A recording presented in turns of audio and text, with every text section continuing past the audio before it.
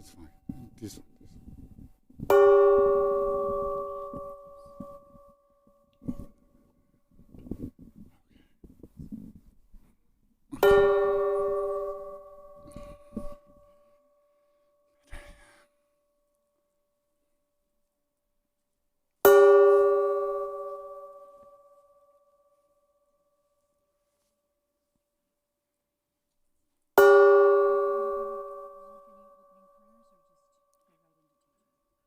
Do you usually do? Okay, then I do my own prayer. That's okay. That's okay. Okay, please.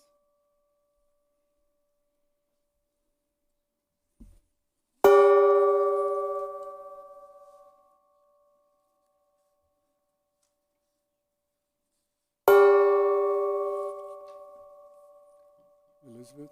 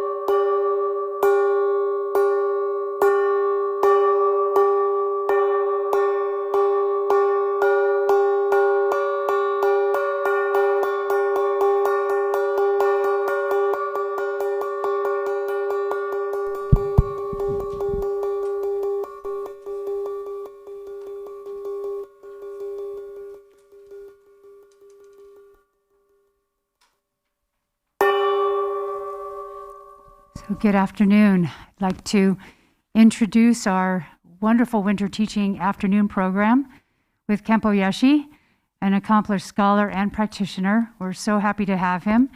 He'll be teaching on the ground path and fruition. For those of you who are here, you have the text in front of you, and those of you who are online, it is in the resources section of the event. We're going to start with the yellow prayer book on page 9.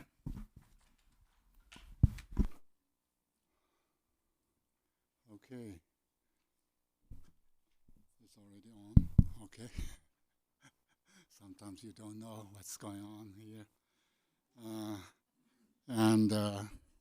Thank you for coming in person and online, everyone. And someone know me many years ago and still scolding me and point out my mistakes. And someone maybe online and also doing same thing maybe, but thank you for coming anyway. That's just not a lot of burden on you. And then many Sangha members here, maybe I'm old student here, but in the past few years or maybe 7-8 years I couldn't come, some karmic reasons, so maybe I don't know many of you, but thank you for coming. And of course I'm a little bit myself, how to say in English, it's too close.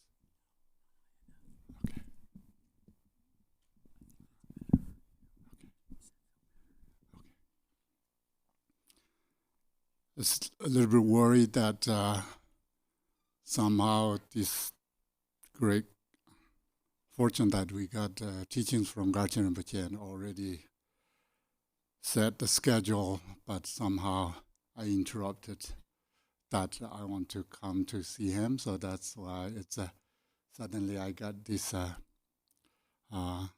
requirement that I need to say something here.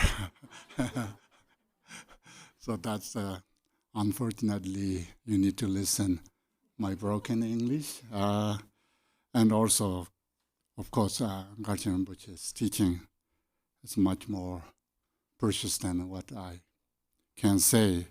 Even some words that we can go through, but it's not equivalent. And also you can see how would be big different that what I'm going to say in the next few afternoons and the beginning morning Garchen Rinpoche's teachings, so you can see how he hears us generously that very profound teachings, yet his own experience and hearing us is really fortunate. I think these days, I think he's the best Lama in this world. That's what I think. So anyway, that's interruption, and that may be my bad karma to interrupting his teaching, but somehow we need to pay that karmic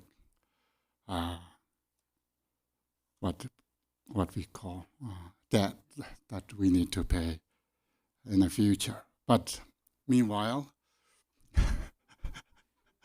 please listen carefully what I say. even words that has no meaning, maybe.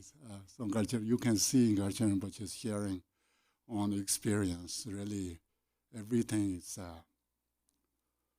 his own experience. And also I feel that he's keep saying that these teachings are important. I think we need to pay attention very carefully. And what we can do here is I can share some Dzogchen terms that maybe newcomers we need to learn, and old friends still need to refine our terms that may be necessary to us. In Tibet, we often use as these three, sometimes we call wisdoms that's gained through study, which is try to understand words, and that's how to relate to meanings, not only Tibetan or English, but any language. And then we have this contemplation or pondering, or to deepen understanding of the meaning through contemplation. And then finally, the Garchen Rinpoche's main teaching is gaining through meditation. You can see, but that we can talk. But meanwhile, before we chant this chanting, which is also very profound chanting, you can see pretty much we are learning same as this chanting. So we can, if you have any questions, I think we have question and answer session is after tea break, so we can discuss anything, but not other stuff. Only these two texts that what we are doing, and maybe these texts. Don't go too far to say, I want to go to on Mars or something. I don't know that part. Yeah. Okay. So first Tibetan, and then we have English. Namo Nansi Namda Ge Lama La Nansi Hiryen Zun Jubamba Kamzai Yandra De Jinji De Kurwa Dandra Zai Jinji La Ye Ye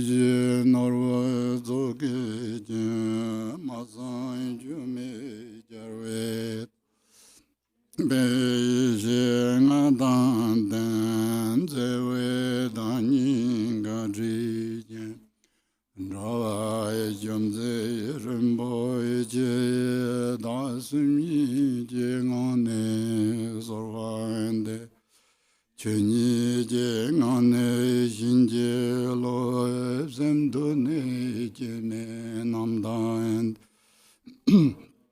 Chuko do bare shinje lo.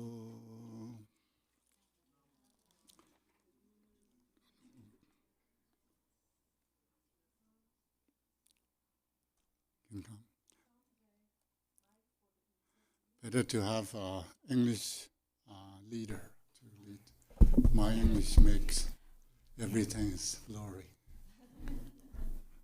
Namo, to the Guru, the utter purity of all appearance and existence.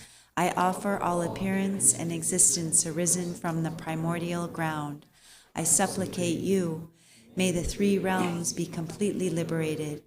Please grant blessings to empty samsara from its depths. Lord, with 5 omniscient wisdoms, crown ornament, kind one with loving nature, precious protector of beings, heart of all Buddhas, expressible by words or thought, I supplicate you from the core of my mind. Bless me from within the state of Dharmata. Bless me to realize this mind, primordially pure and unborn as the unfathomable Dharmakaya. Thank you. And I chant 7 branch offering for accumulate merit in tantric, according to Tantra. If you recognize that in our prayer book somewhere or in your life, you have that prayer, we can next session or tomorrow we can chant.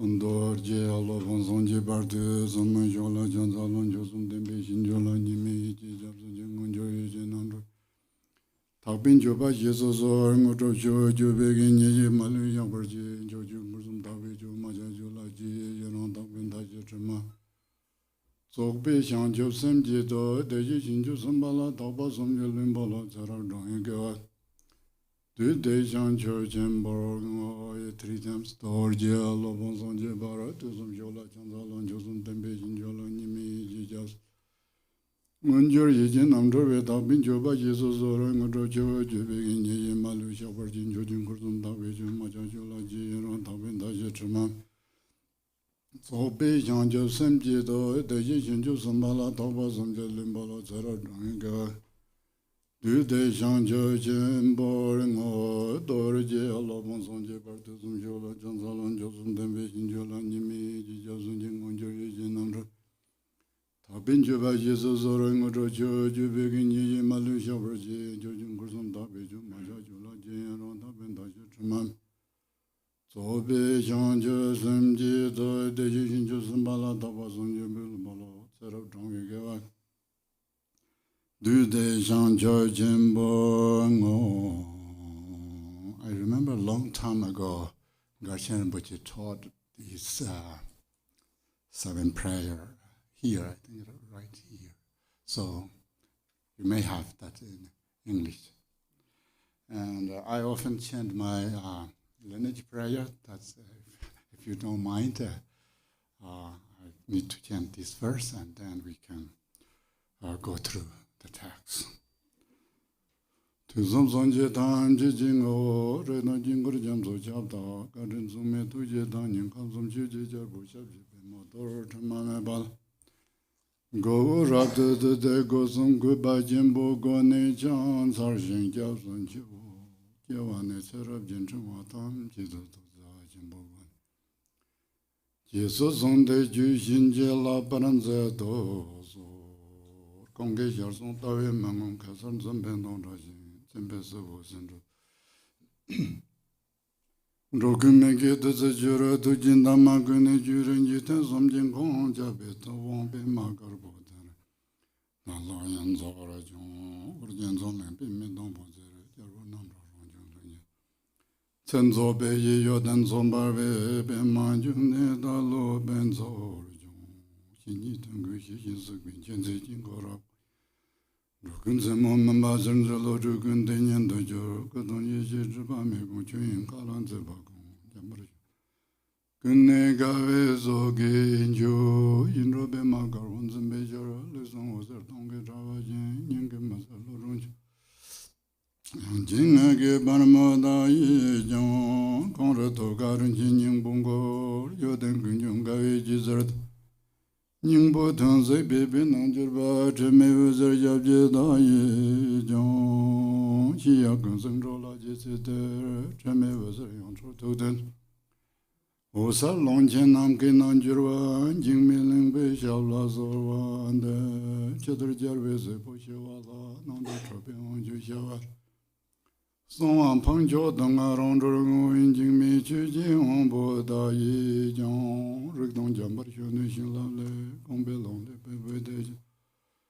Longto junze jan songa dangjo me pam jamyo namjala gujanza yoden songje kungdang nyam nayong. Sawe lama dala sorwande danson drove lona chola jo omi chuji yenje pobrana susum sanje kunjing loin ransam chuku ngusum tonze be sawe lama sorwande.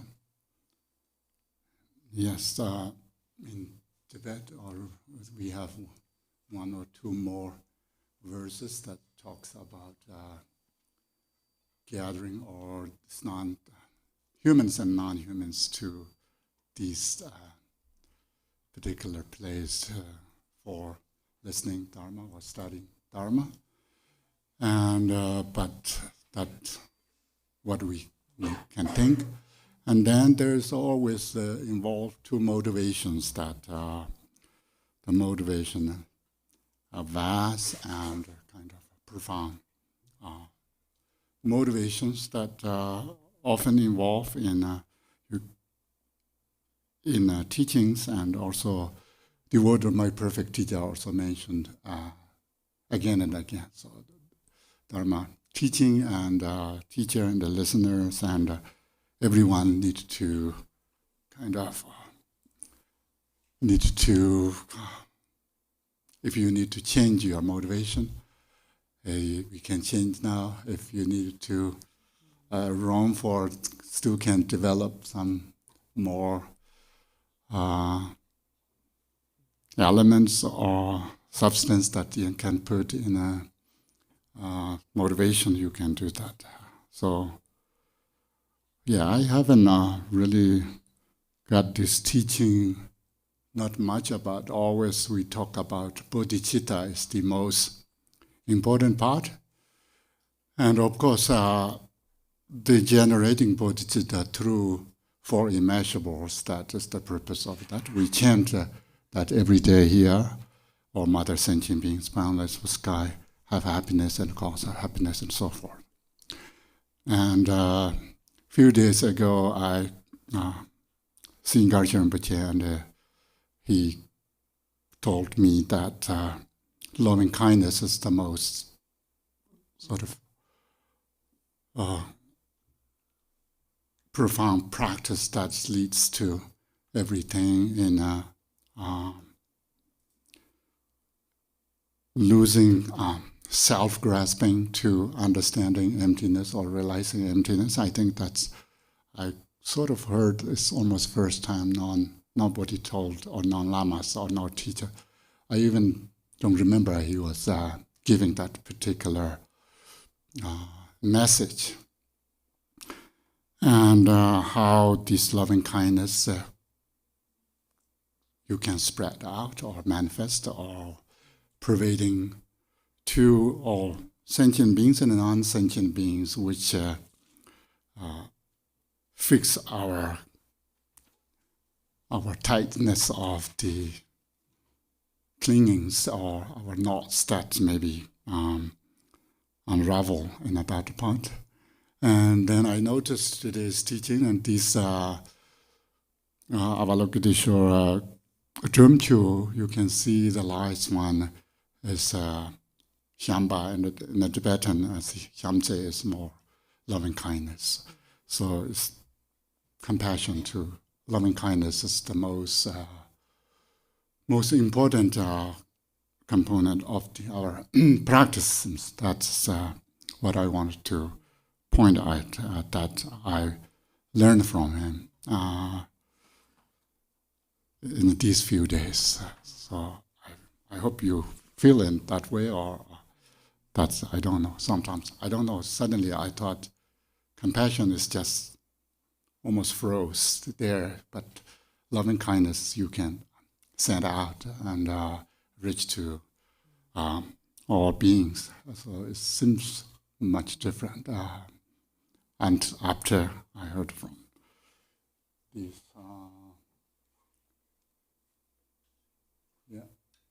you can see the Avalokiteshvara sadhana, what we chant right before the mantra is, the line is, it's Shamba in Tibetan, which is loving kindness.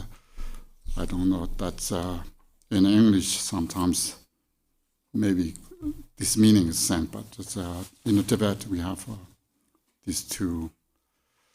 Here say Chanto Tamchi Shamba Chembungang. So if you have the page, it's page 6. It's in English, all thoughts into a state of supreme love. That love is loving kindness, or sometimes we can translate in English in that way. And that seems foremost important part of the beginning of the practice or study or anything. And so we can think about that. And then, of course, we have this, what Rinpoche told me, that I need to say something about this text.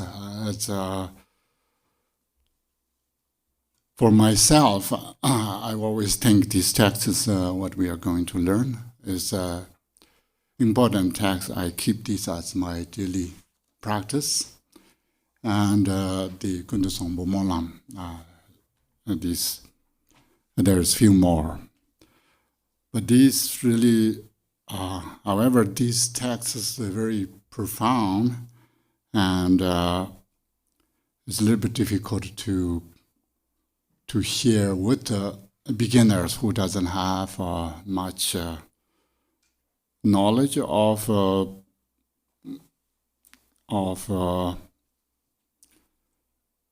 in the Buddhist philosophy and also practice, and also particularly with Dzogchen philosophy is a little bit, sometimes we build up everything to Madhyamaka, to Yogacarans, to then suddenly we need to relax ourselves, to loosen ourselves to logics and others maybe not necessarily helpful for understand.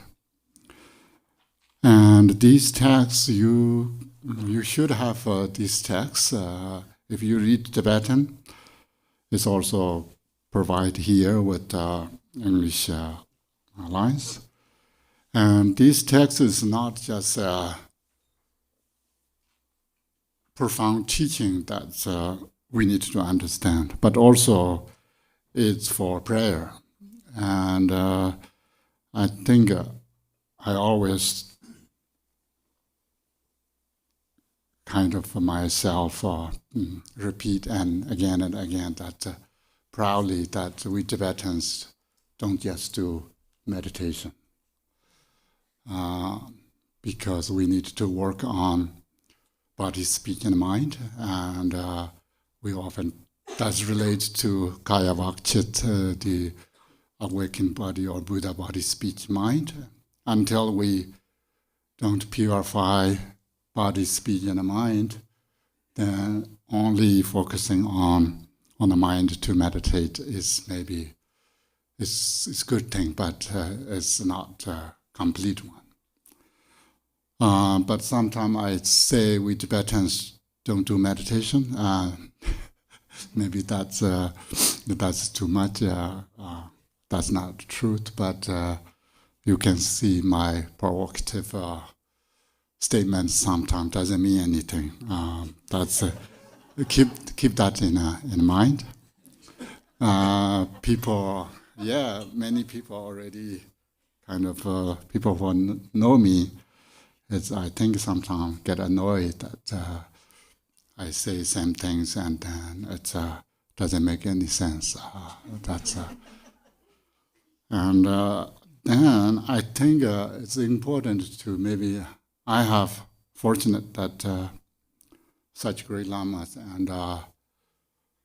and also somehow I spend a lot of time to reading Dzogchen texts, and I can share some lineage history and a little bit about what Dzogchen is rather than just jumping into the text. And these texts is not different from just morning Rinpoche told us. The structure of the text is a little bit different, but it's not much different. And also the element of the text or the characteristic of the text or the text's nature itself, these both are termas, which means treasury or treasure text. What does that mean is treasure texts are sometimes people take this more profound. That's probably true. And also taught by realized masters, sometimes called Vidyadharas. We are Guru Rinpoche or other masters, Indian masters or Tibetan masters.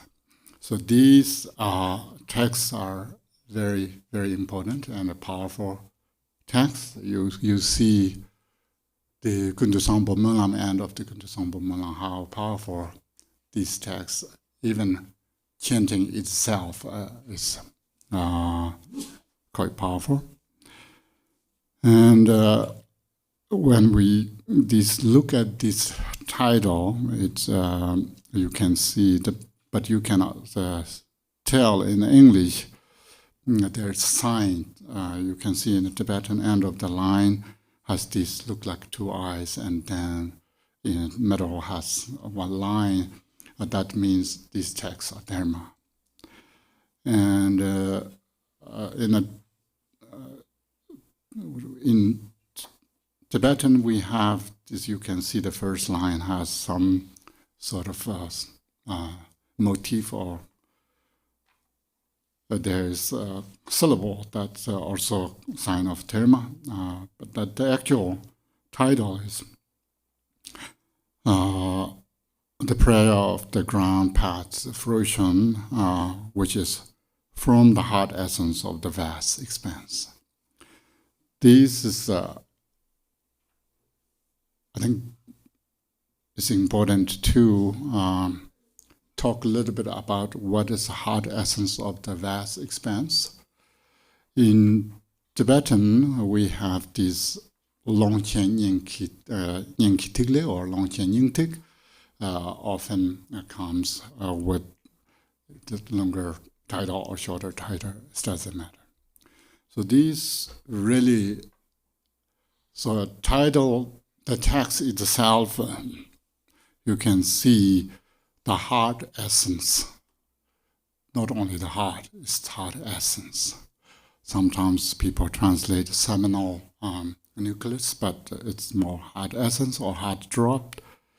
And then of the vast expanse, we can say Longchen. Probably many people know the Dzogchen master Longchen Ramjam, 14th century, and he's the most prolific and also yogi practitioner and realizer of in the Dzogchen lineage. And his name contained Longchen Ramjam. So Ramjam is, I think, realizing this great expanse, which means who realized great expanse. Expanse means Dharmadhata. And the revealer of these texts is Jingme Lingpa. Probably someone knows, someone don't know. Maybe this is the Jingme Lingpa's painting picture. So if you don't know, he's maybe look like this, but I don't know. He's in 18th century Tibetan master, and the Nyingma. So of course, when we talk about Dzogchen, sometimes we need to talk about Nyingma a little bit.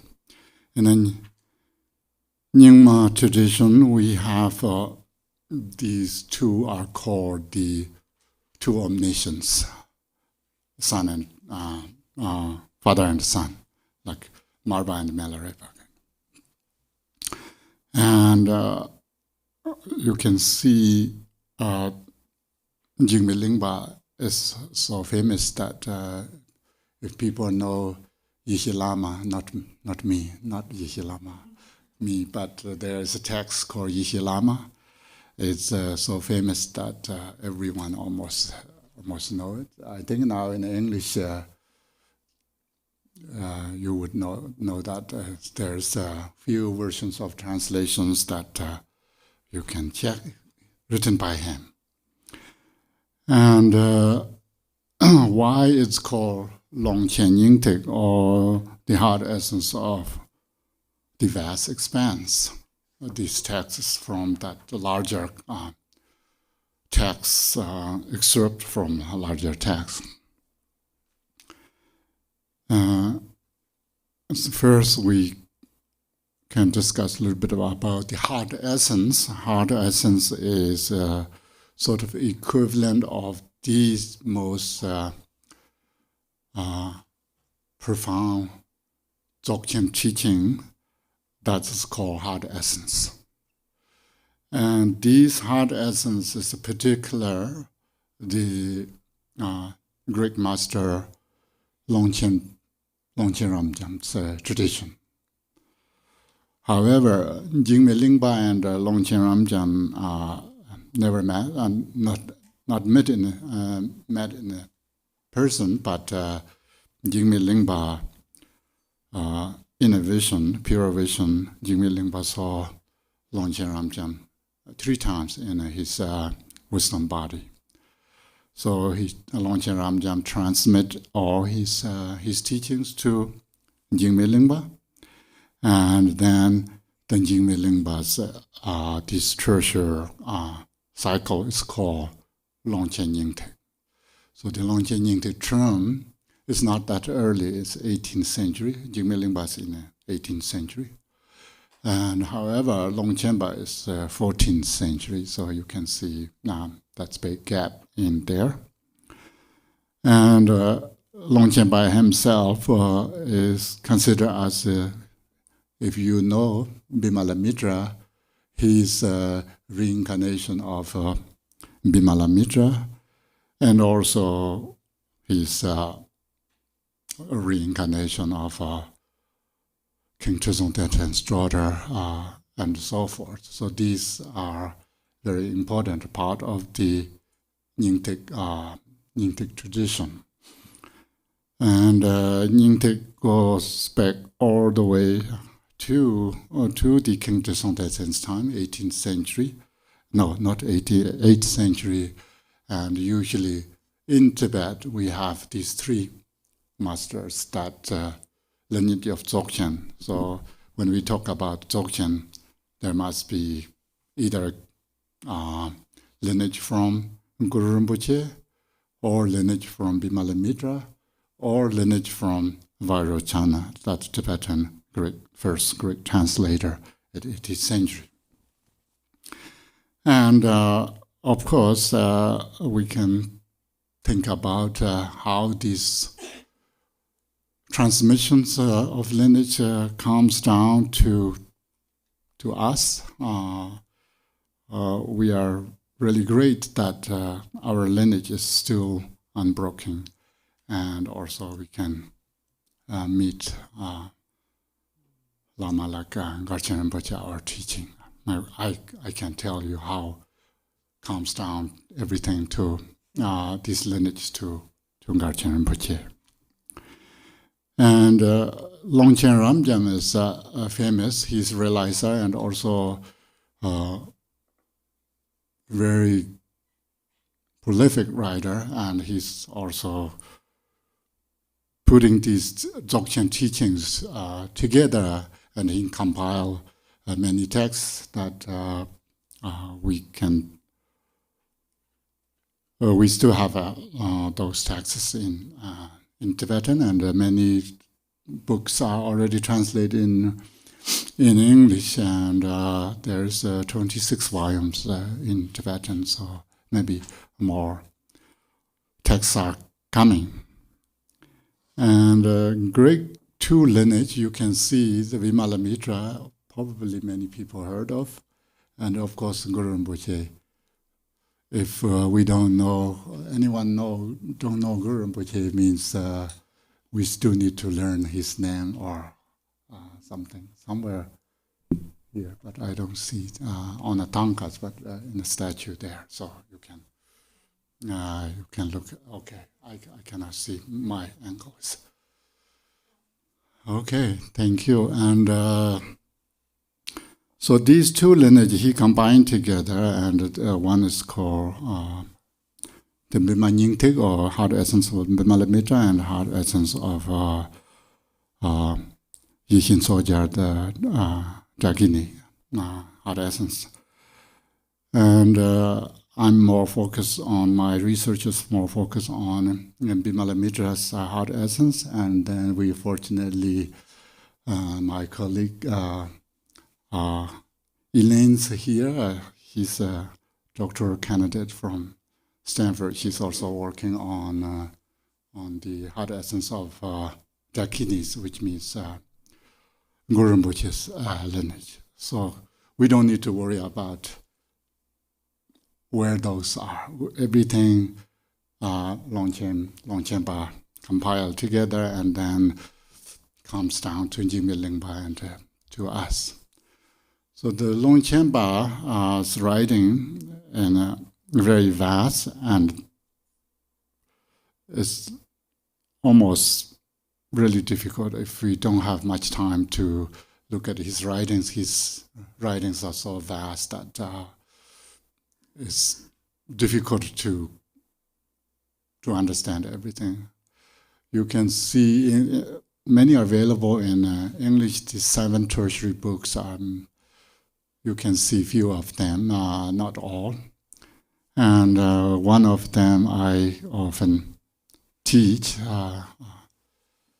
to others, people. That's why online sometimes I don't recognize people, but people, are you that stupid guy who talks about this Dharma Dhatu? Yes, I'm that guy, yeah. So you can see I taught that many years already now, so it's a little bit, it's difficult to not talk about these texts. So to me,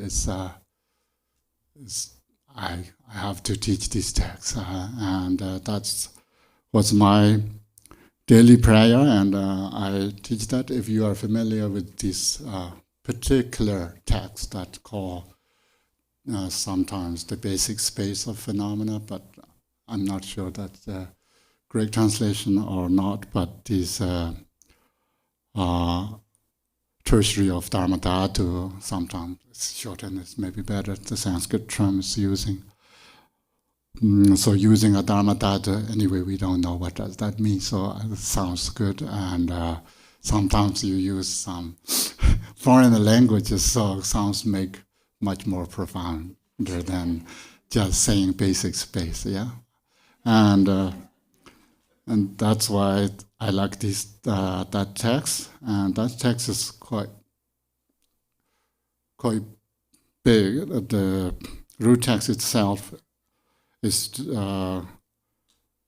quite long, and but written in a verse 5 form, And the commentary is quite long, so you have that if you want to expand your knowledge more in a Dzogchen-oriented view, meditation and conduct and fruits, so forth, particularly ground. That's an important text. And Longchen Ramchan or Longchenpa, who shows to Jingme Lingpa in his wisdom body, and he transmits everything to Jingme Lingpa. And Jingme Lingpa revealed this Longchen Yingtik text, the heart essence of the vast expanse, which as these days we have 4 volumes, but original is 3 volumes, but the whole collection of Jingme Lingpa's own writing has 9 volumes. So we are just taste a little bit part of his text. It's not, we are not really immersing into his teachings. However, we are really fortunate that our lineage is also not only Dugong, but this particular Nyingma tradition. And in the Nyingma tradition, the most famous or most I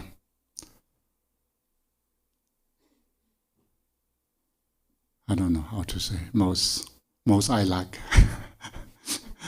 Yeah, my lineage is so good that what Garchen Rinpoche is, and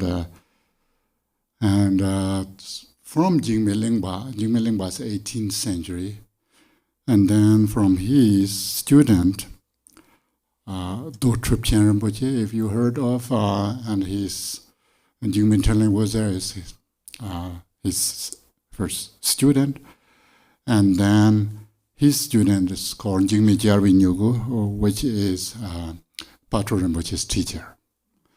So Patrul Rinpoche, almost many people know because he's a famous compiler who composed the Word of My Perfect Teacher.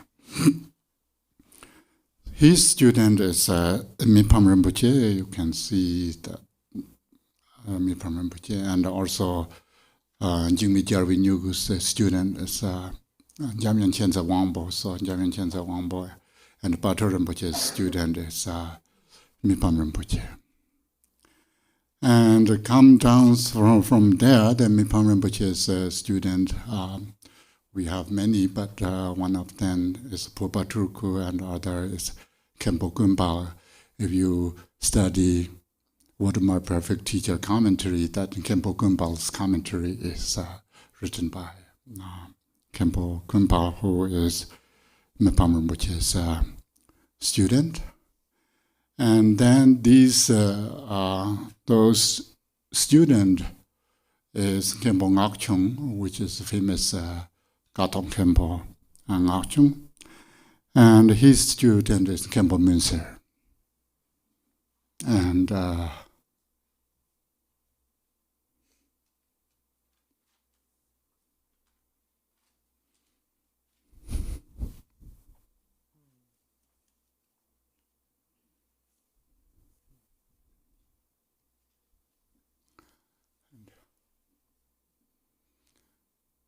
And his students Garchen Rinpoche.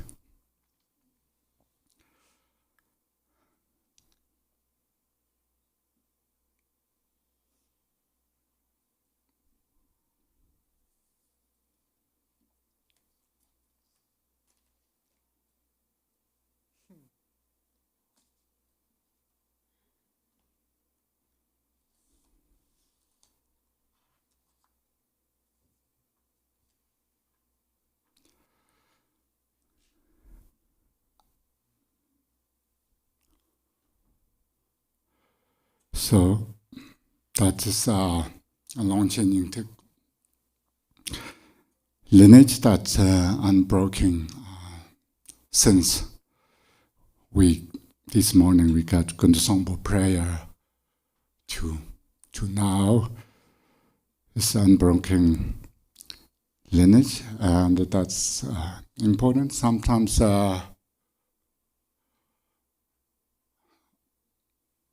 in Dzogchen teachings, we often have from Kundasongpo to now our present Guru, that lineage we teach or we go through this, which is really helpful for us to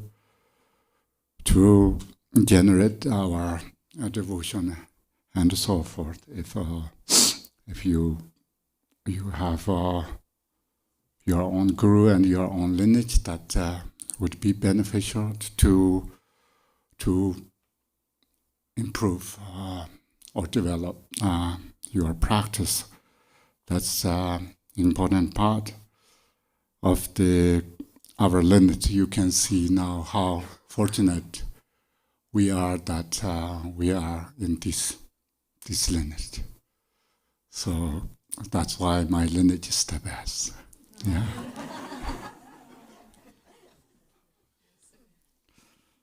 And that's and then of course I often talk about this somehow. I cannot stop. There's outer guru and the inner guru. I mean, when I teach Dharma, so I don't want to sidetrack or not much philosophize or psychologize Dharma. It's maybe it's difficult sometimes these days. Need to talk about other stuff, but so we just I try to explain what Dharma is, and then we can go through this. But if you can extract what you want from that, maybe that's beneficial for you. But then we need to talk about karma and suffering and rebirth and or stuff that we need to discuss in a Dharma. Without that, and I think Dharma doesn't make any sense. So we go through that. And then real title, that's the source where it's coming from. And the real title is Hilam Divu Molam Shog, is in the English prayer of the ground, path, and fruition. Seems I need to drink water.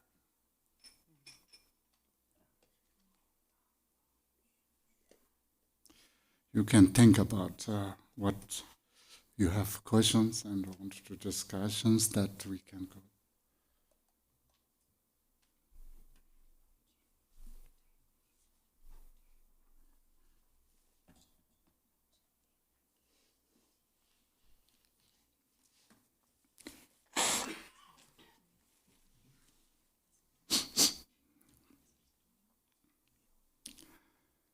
And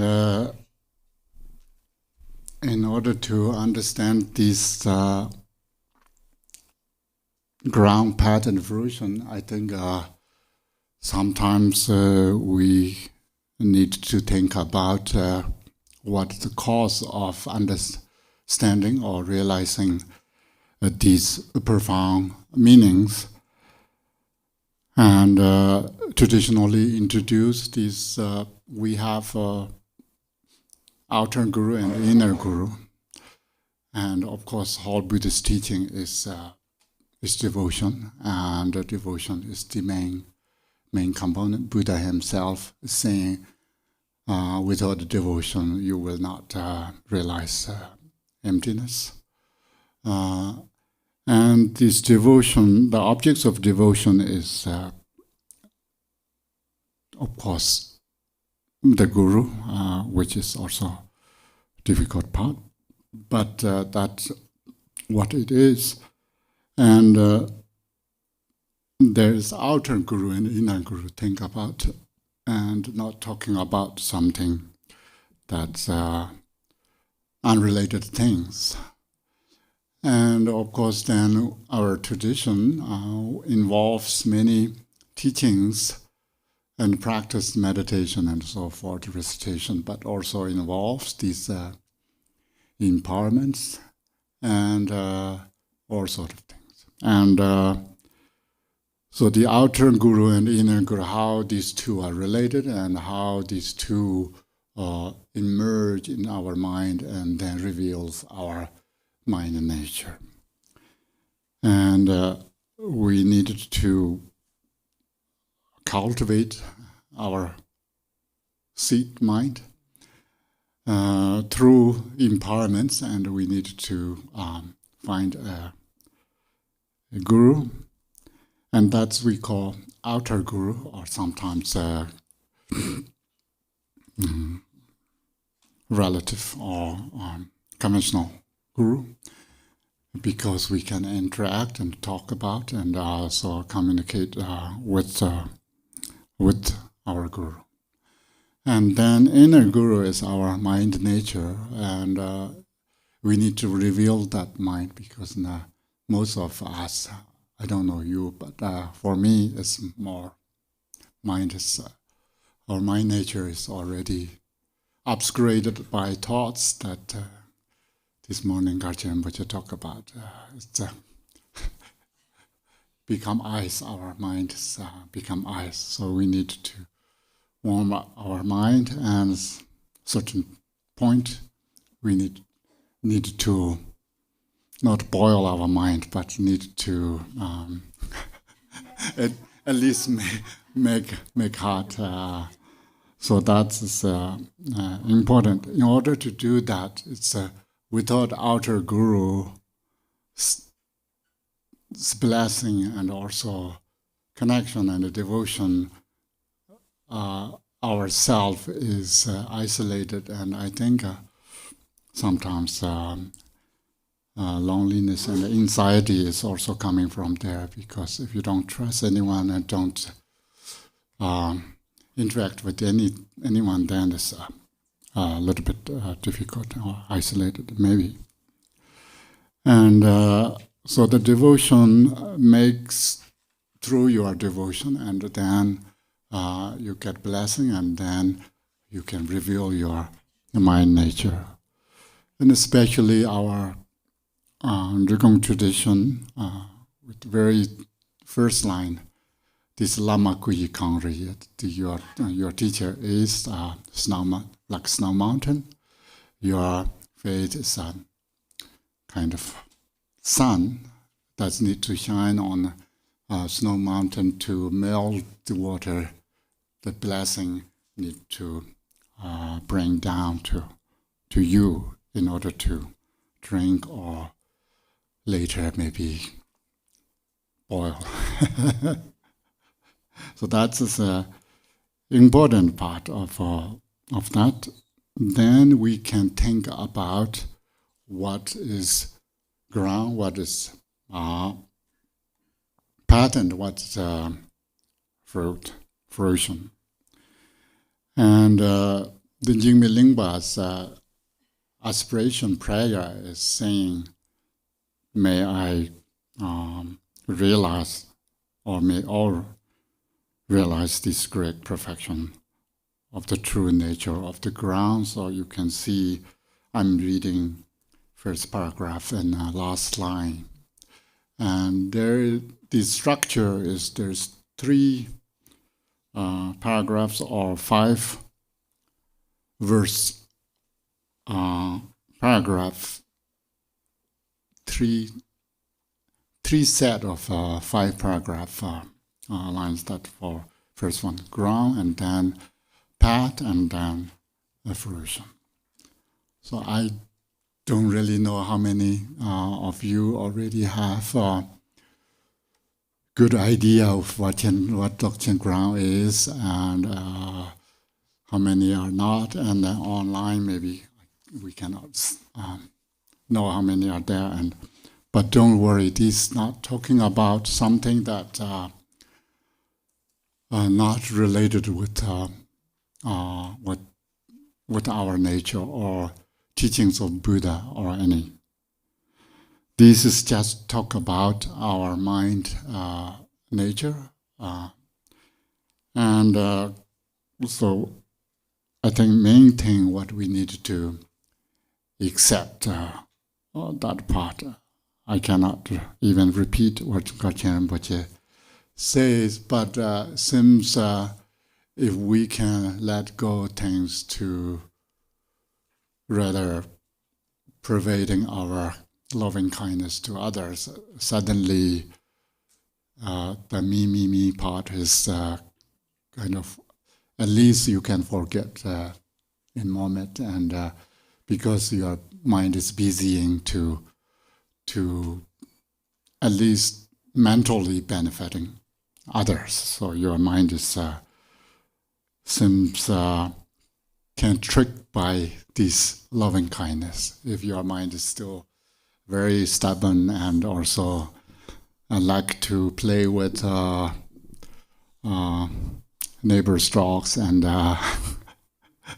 make your neighbors are miserable. So at least in a few moments we can do that. And once we do that, I think then it's according to Garchen Rinpoche. So everything revealed. Maybe for him. It's not immediately, but that's the method of how we can just forget ourselves and think about others. So that's the main practice of the whole Buddhist teaching. But sometimes we don't know. Sometimes we have Greek terms that sometimes flowing around, but it doesn't come into our system. But one of them seems loving kindness is important, and the concept and also the practice is very important. And somehow you can see this text seems a little bit difficult to understand. That's why Jigme Lingpa was saying, may all realize this great perfection, the true nature of the ground. And that's why it's better to study first and then think about or contemplate on the meaning, and even conceptually to help us. And then finally, in order to realize, we have to meditate on this meaning or the ground, our mind nature. Okay, then somehow lately I was teaching here there, and I seems noticed that I by myself and other teachings sometimes we use these terms, the ground, the path, and fruit, fruition. And the ground in Tibetan we have Xi, so people translate differently sometimes, basis or foundation or fundamental basis or ground. So that's whatever familiar with you, that at least we now need to think about. What I'm talking about is we are talking about the same subject. So that's important. Not the term itself is that important, but at least we are talking about our mind nature. And Gunta Songpo prayer has a lot of terms this come up again and again. And And the very first line, the second line is, there is a single ground, yet two path and two fruition. So these, we are talking about that ground, this ground means. And then paths in the Kundu Songpo prayer say two paths. Yeah? But here we are talking about the nirvanic path. It's not talking about samsaric path. And in the Kundu Songpo Molam we have two. If I say Kundu Songpo Molam, everyone understand? I mean, that text we chant this morning, this small blue text. Because Kundu Songpo prayer is talking about the sentient beings and Buddhas. We share only a single one ground, but somehow we took two paths to end up in two places. And that is how this samsara and nirvana arise from this ground. But here it's not really talking about much about how samsara start or how nirvana start or end. Rather, this is how first we need to realize or understand, and then we need to get into the final stage, which is the fruition. And you can see this is much more talking about one path, one fruition. And these three terms, I think we can imply all Buddhist teachings that since Buddha himself taught, people think and also traditionally treat that the Four Noble Truths are the first Buddhist teaching. At least that's the basis of all Buddhist teaching. And you think about the ground means what we have and what our situation is. The ground is, or what is the basis. And if we sort of divide these Four Noble Truths into, divide or categorize, then the first two truths, suffering and the cause of sufferings, that talking about the nature of samsara. And the nature of samsara is the ground, the basis, what we need to know, to understand. And the Buddha himself say we need to recognize suffering.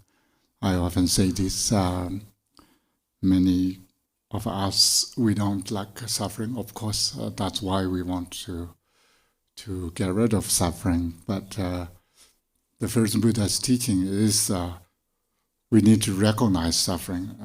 It's not suffering is problem, but we don't recognize. That's the problem. And then secondly, once we recognize the suffering, then we need to find the cause of suffering.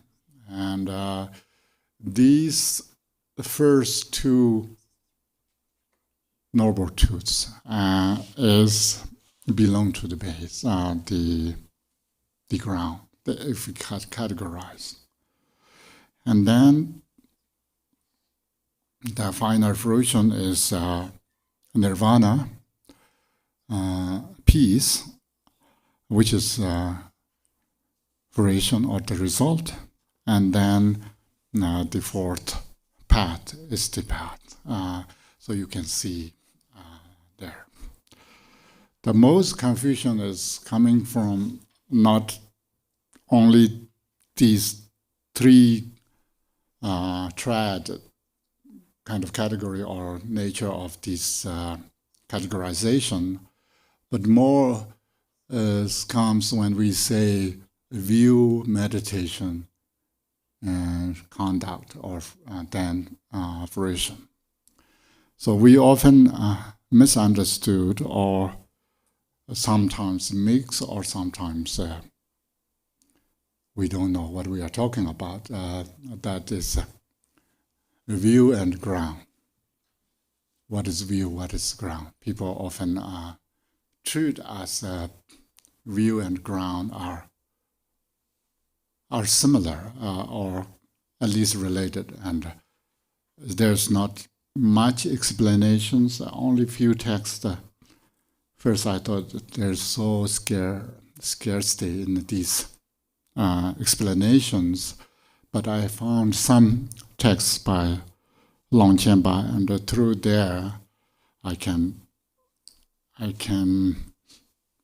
say that view and ground is different, and differentiating view and ground is very important, particularly in the Dzogchen tradition.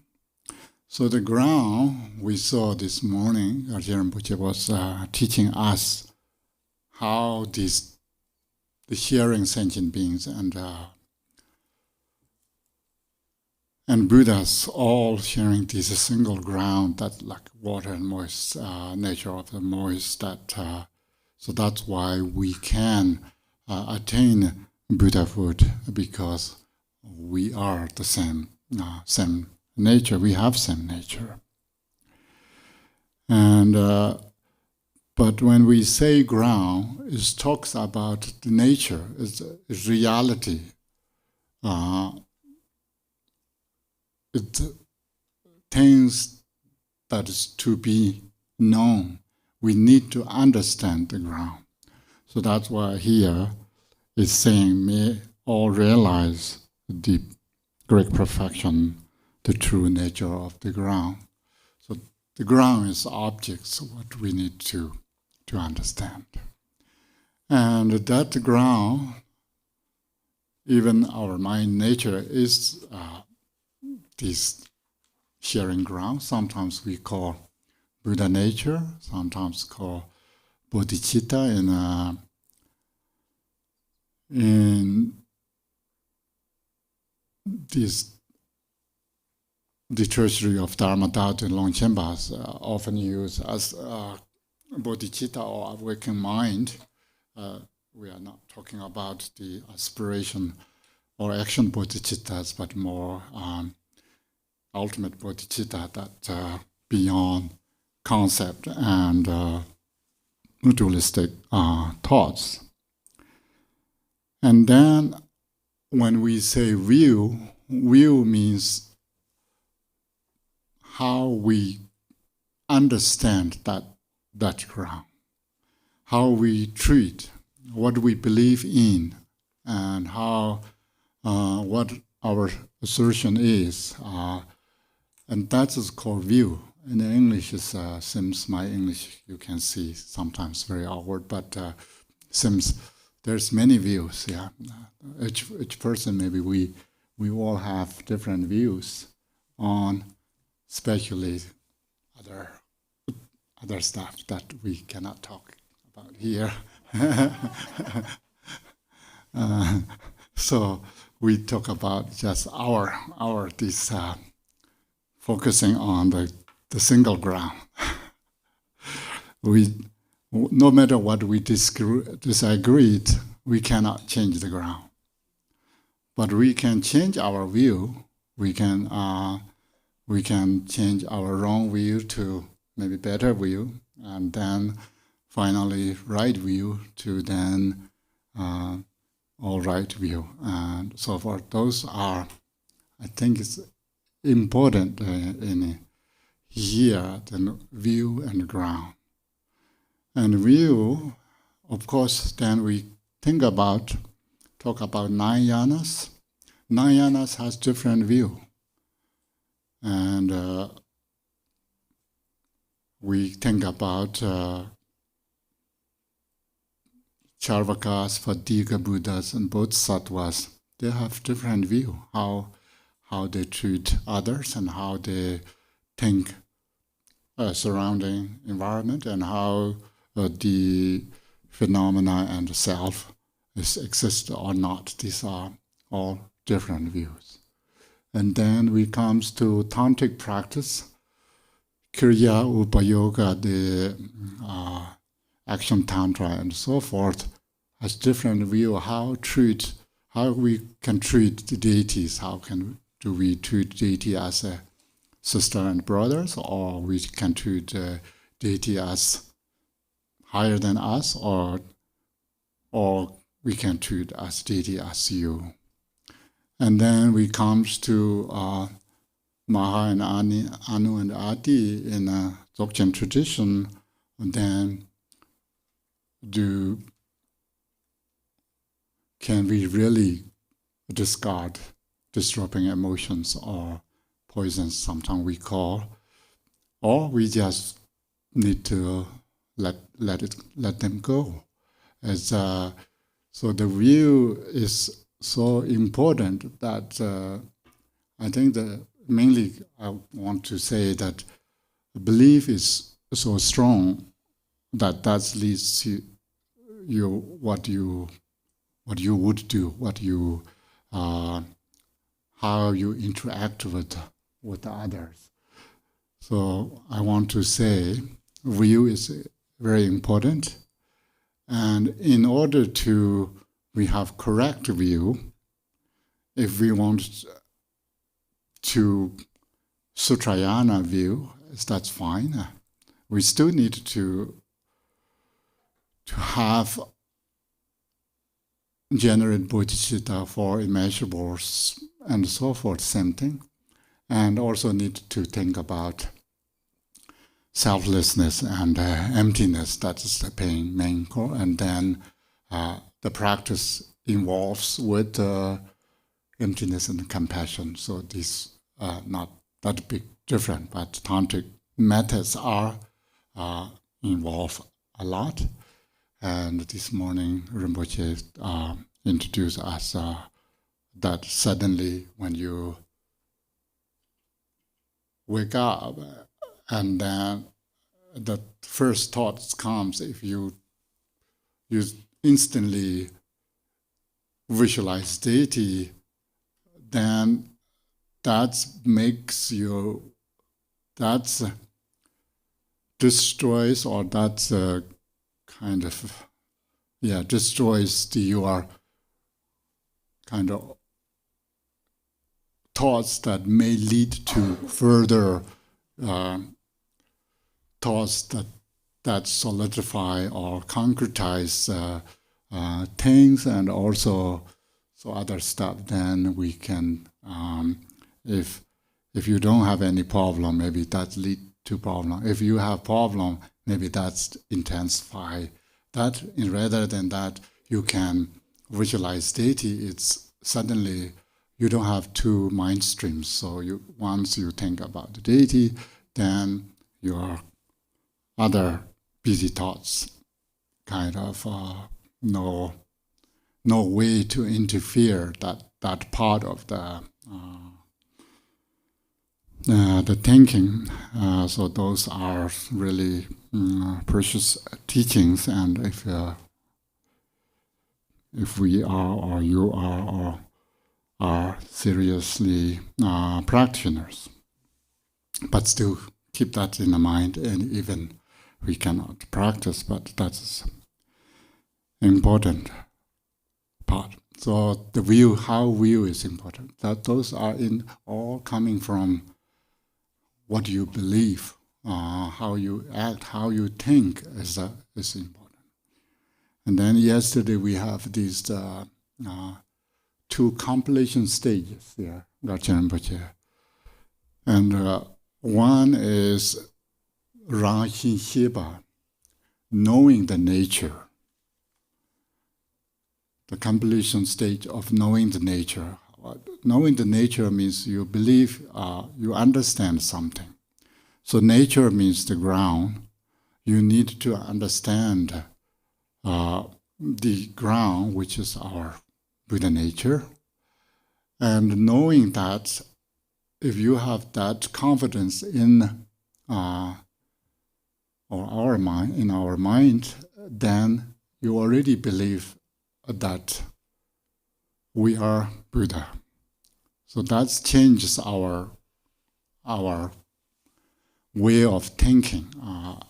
And once we say we are Buddha, then means not only yourself, everyone's Buddha. So we better to treat our sisters and brothers as a deity too, because cannot be oneself is Buddha and others are not Buddha. So it's all related and all helpful. So the Buddhist teachings should be helping each other. So everything is to related to the practice, not the scattered thoughts that can rise simultaneously and non-stop thinking kind of outwardly. That's is not helpful for us.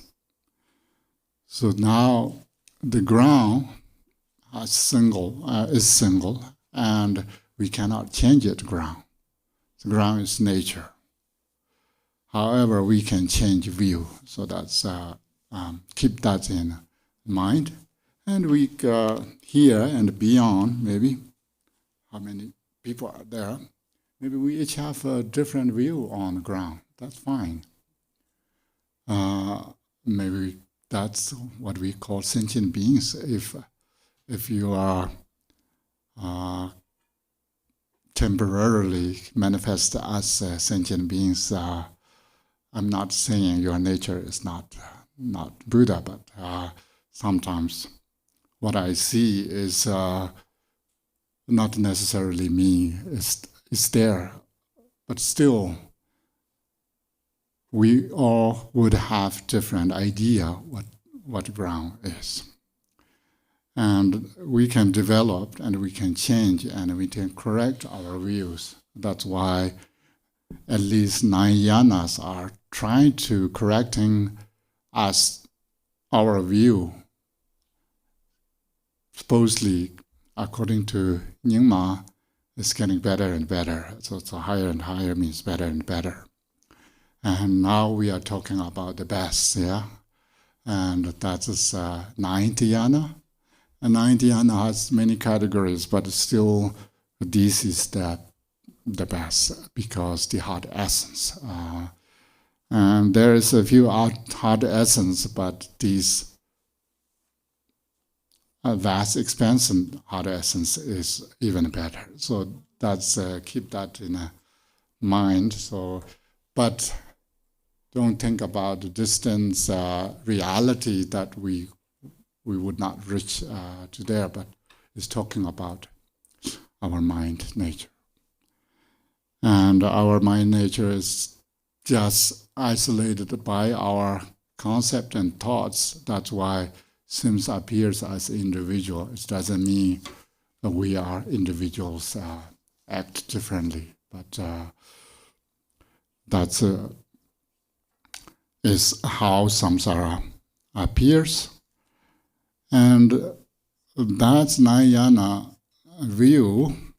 This view is the highest view, which means the correct understanding of the ground. So now maybe complicated for you, but now this text is trying to introduce the ground, that ultimate reality of our mind nature.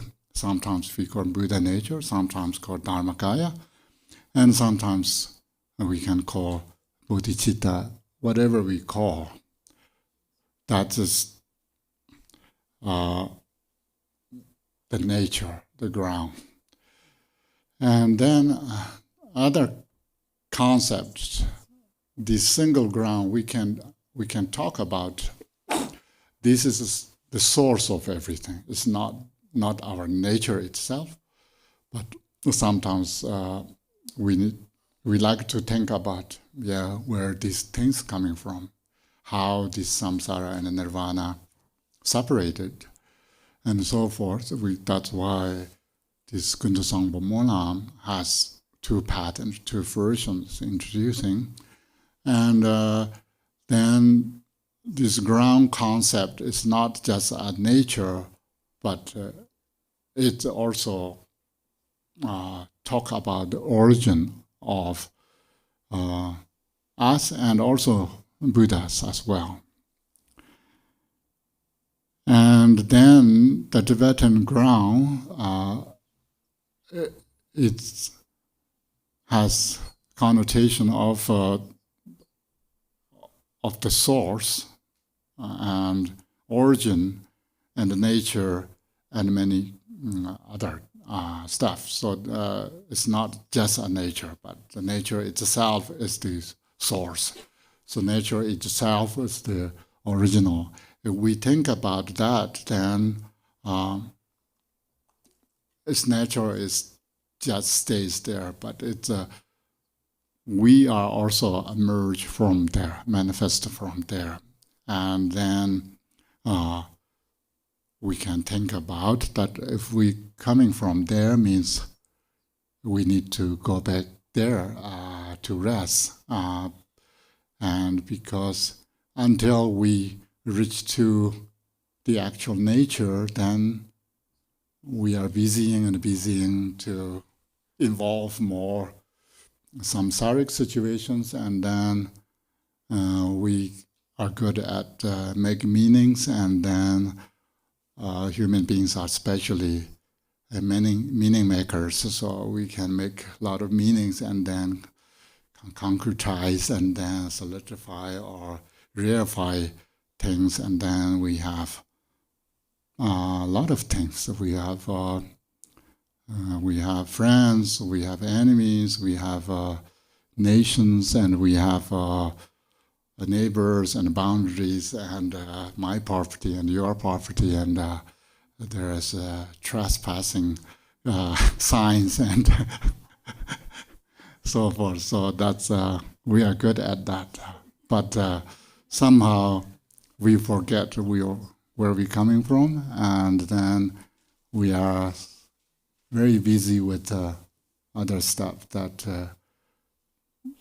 is difficult to achieve. And of course, I don't want to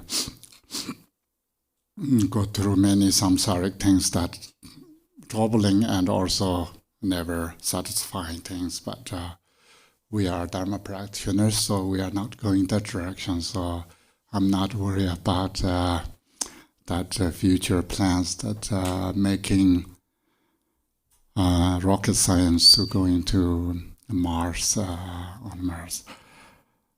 And that's why we need to understand ground. It's very important.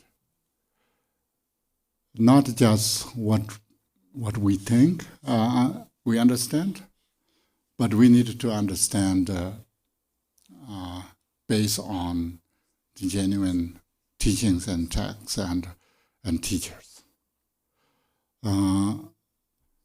Why I say that? Because earlier I mentioned that we all have different ideas. We all have different views on things. There's so many realities and so many truths and these days. So, but here it's talking about a single ground.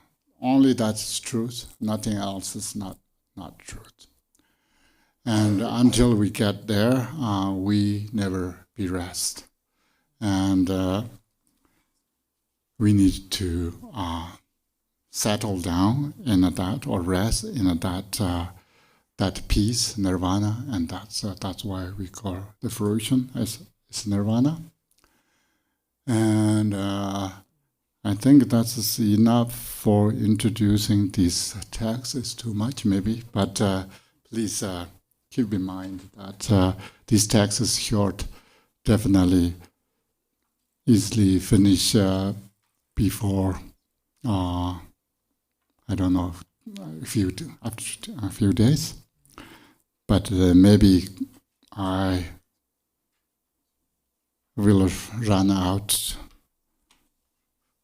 things to say, but then at that time you can remind me, help me, and more whatever way you can help. You can say anything what you want. If you want to yell at me, that's fine. I had that experience before. I pretend I can take care of that. So, so we at least helping each other is very important. Seems you all friendly face, so that's that's a good sign. Because we are talking about very sometimes this become really complicated, and people are tangled with their logics and their own wonderful reasons, and then it doesn't. Sometimes our brain is so wonderful that like more fantastic things rather than settle down on the simple core truth. And then now we are going through the text. Par kundu Dzambala Chansalo. Homage to the glorious Samadhavadra. And this, I think, we had same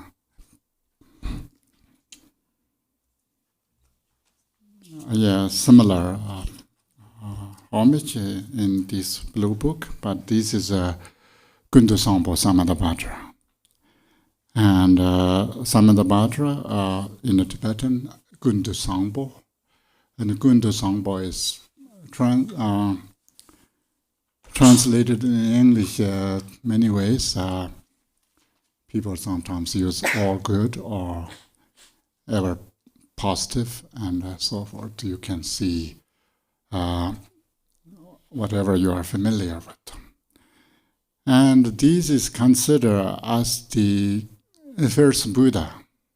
Now we are talking about our lineage. These male and female, Yab and Yum, deity with ornaments called Dharmakaya form. And why we call this is the first Buddha or primordial Buddha. In our mind nature, in a Dzogchen on term, it's called youthful vase body. So which means if you put statue inside a vase or some container, you would not see the statue. And sort of our concept, think about ignorant, then we have more 5 poisons and so forth, is sort of wrapped it and also covered and obscured by this concept. And we don't see. But inside we have always this youthful body, Samadhavadra. When we say Buddha body, awakened body, then we humans, of course, like to think about, look like us. So we made this image look like us. So that's good for us, can relate to that. Maybe that's good. Maybe if we show these to animals, maybe they don't know what's this strange thing. Maybe, yeah. But we humans know, look like us. So maybe ever positive or good. Yeah. These Samantabhadra is first Buddha. Why we call first Buddha? We humans also like to trace back our ancestors and our lineage. You can see earlier I'm talking about my lineage and our lineage, and so we can talk about that. And sometimes humans are so curious that one of my teacher told me that when Chenze Chuji Lodu, was very famous Dzongsen Chenze Rinpoche's previous life, and Jamyang Chenze Wang was reincarnation. He came to Lhasa, and they know he's great master, and sort of realize, and the people go to see him, and there's one man is keep asking him that who is the father and mother of the Gundu Sangpo. So he want to know that. So it's sometimes you can see stories never end there. So it's wanted to find out who even those parents are. But we kind of, I think, at least for us, good enough to go back to Gundu Sangpo, and that's the first Buddha. And also, as soon as we say the first ground and yet to pattern to fruition, seems like something happened in the past. And if that's the case, then must happen in the past. And if that's the case, then there would have some first human, first sentient being, and first Buddha. So we say, yeah, Gundu Sangpo was first Buddha. And then that is Dharmakaya, still Dharmakaya form, but it's first Buddha. And from Dharmakaya, then tomorrow we will see more, but Rinpoche already introduced this through 5 wisdoms and 5 the main Buddha, father and mother form arise, Divajrasattva, Ranasambhava, and so forth.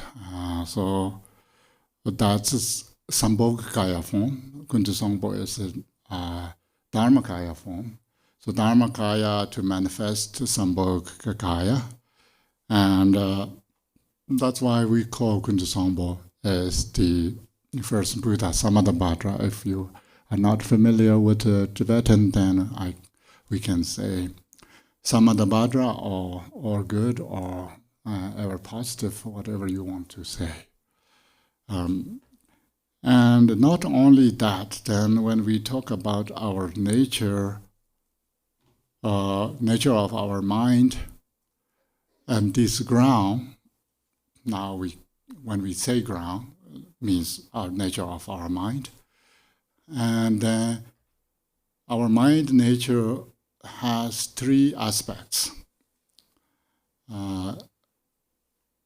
Its essence is empty, or essence empty essence, and then that's called Ngowo Tongba, and Rangxin Salva, and Rangxin is nature in English, and Salva means luminous or light.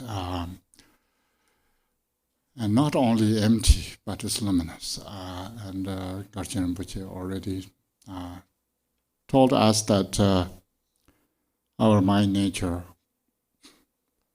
is luminous. It's not shining outwardly, but inwardly illuminating, kind of lighting up our mind nature. That's why we can reveal the mind. It's not saying some light is coming out. Its mind on itself has the nature of recognition or cognizing or awareness, aware nature. And then the third one is called Greek compassion, in Tibetan tukye. There's many people translate differently, but I change mind back and forth many times. But maybe Greek compassion is fine.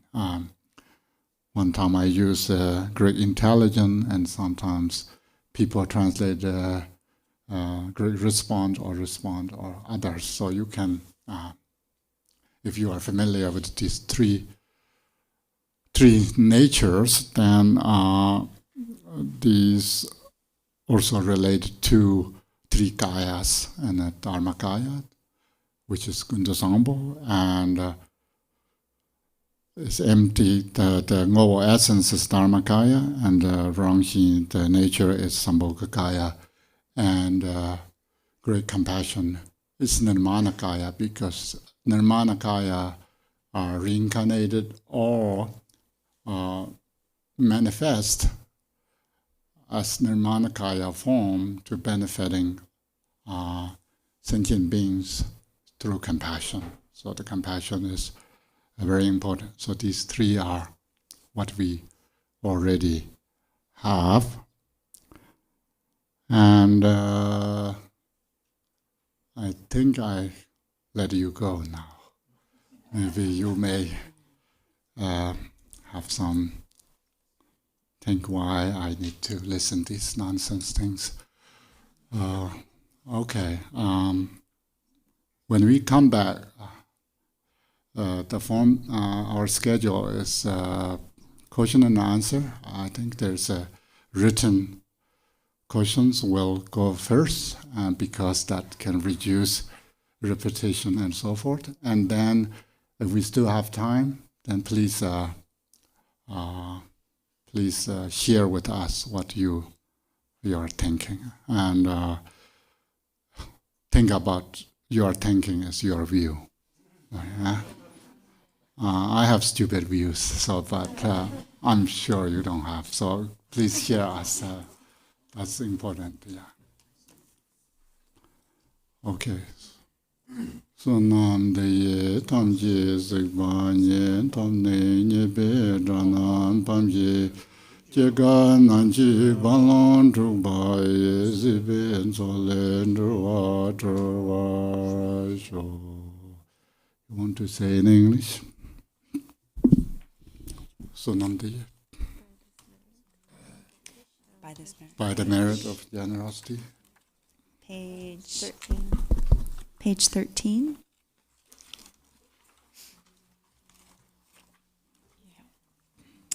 By this merit may I attain omniscience, having defeated the enemies, my wrongdoings. May I liberate all beings who are tossed in the ocean of samsara by the waves of birth, old age, sickness, and death. Okay. I think we will come back forward. Okay. Pass. Oh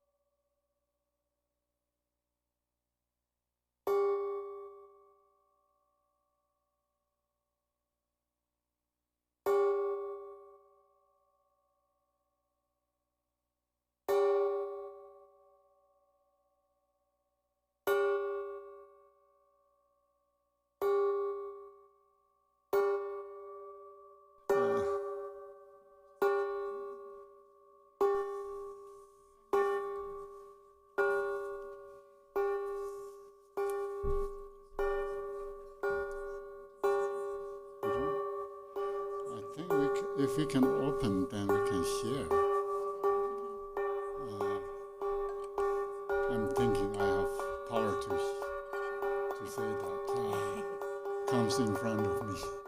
Never know, you know.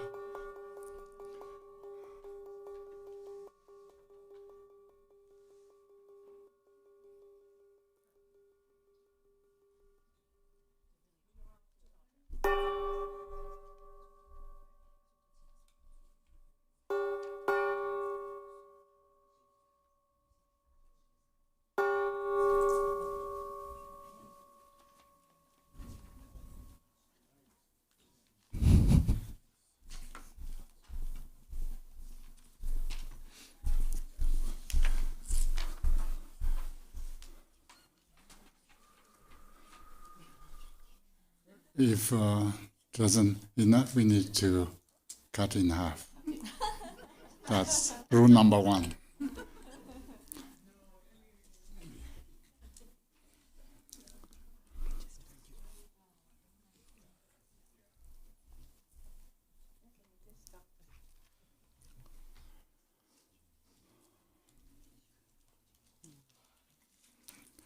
Okay.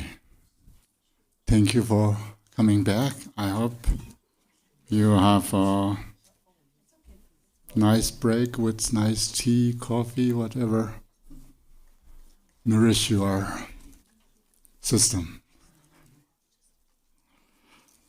And we have few questions, or I don't know, some are maybe just comments that you never know.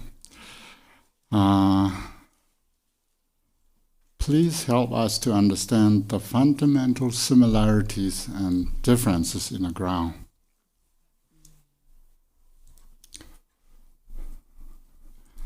It seems that's the most, I think, the confused part, because the ground itself doesn't have any similarities or differences, because single ground, yeah. And it's only arise differences, problems with how we treat, think, and believe in. So the view is, we should say,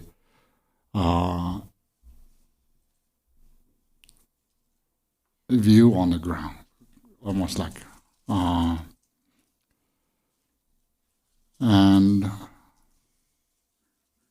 maybe ground, path, fruition. I didn't read the whole sentence. I think that's the problem. In the ground, path, the fruition of Mahamudra and Dzogchen meditation practice in the context of the Genesis Dripchen we just complete. Yes, the ground path fruition, I would say, I don't know, maybe others have more detailed understanding of this, and rule number 1 is they say never, and Mahamudra seems categorize this area as at least third karma path Mahamudra aspiration that I am more familiar with, because that's my daily chanting practice. It's not long text, but it's a short text, that very beautiful text. Karma Barang Yung Dorje, third Karma Barang Yung Dorje, and Longchenpa, they are kind of a student and teacher relationship, and also most lineage holder of the both hard essence of Vimalamitra and hard essence of Dakini. Sorry, I misunderstood the question here. And in there, Karmapa wrote this, at least we need to think about 4 areas in Mahamudra practice. He used as Zhongxi, Zhongsha, and Zhongzhe. It's not, you can see even my perfect Tibetan is different from ground path version. That's called Hi Lam Riwu to Zhongxi, Zhongsha, Zhongzhe. So 4. The ground, equivalent to the ground, is called Zhongsha. Things that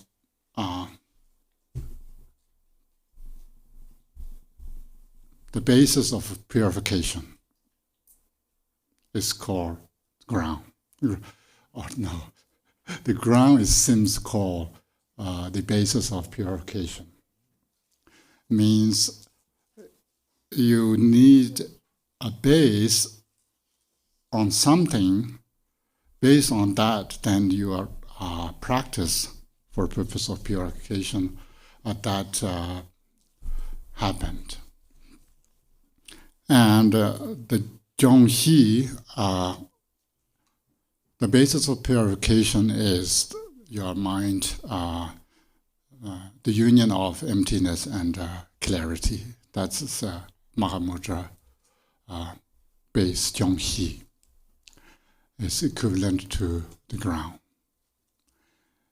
And then what adding here is Zhongsha in Xi Lam Drivu, ground path fruition.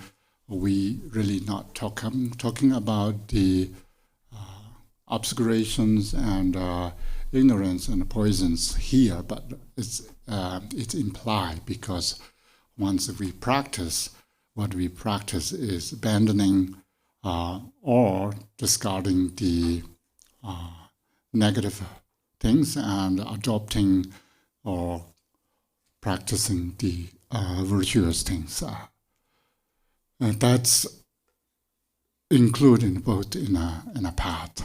So the Zhongsha, things that need to be discarded or purified, is disturbing emotions, which include, we can see, that's ignorance, anger, jealous, which you don't have, and only just a little bit ignorance that also needs to purify in order to become or reveal the mind nature, which is empty and luminous nature.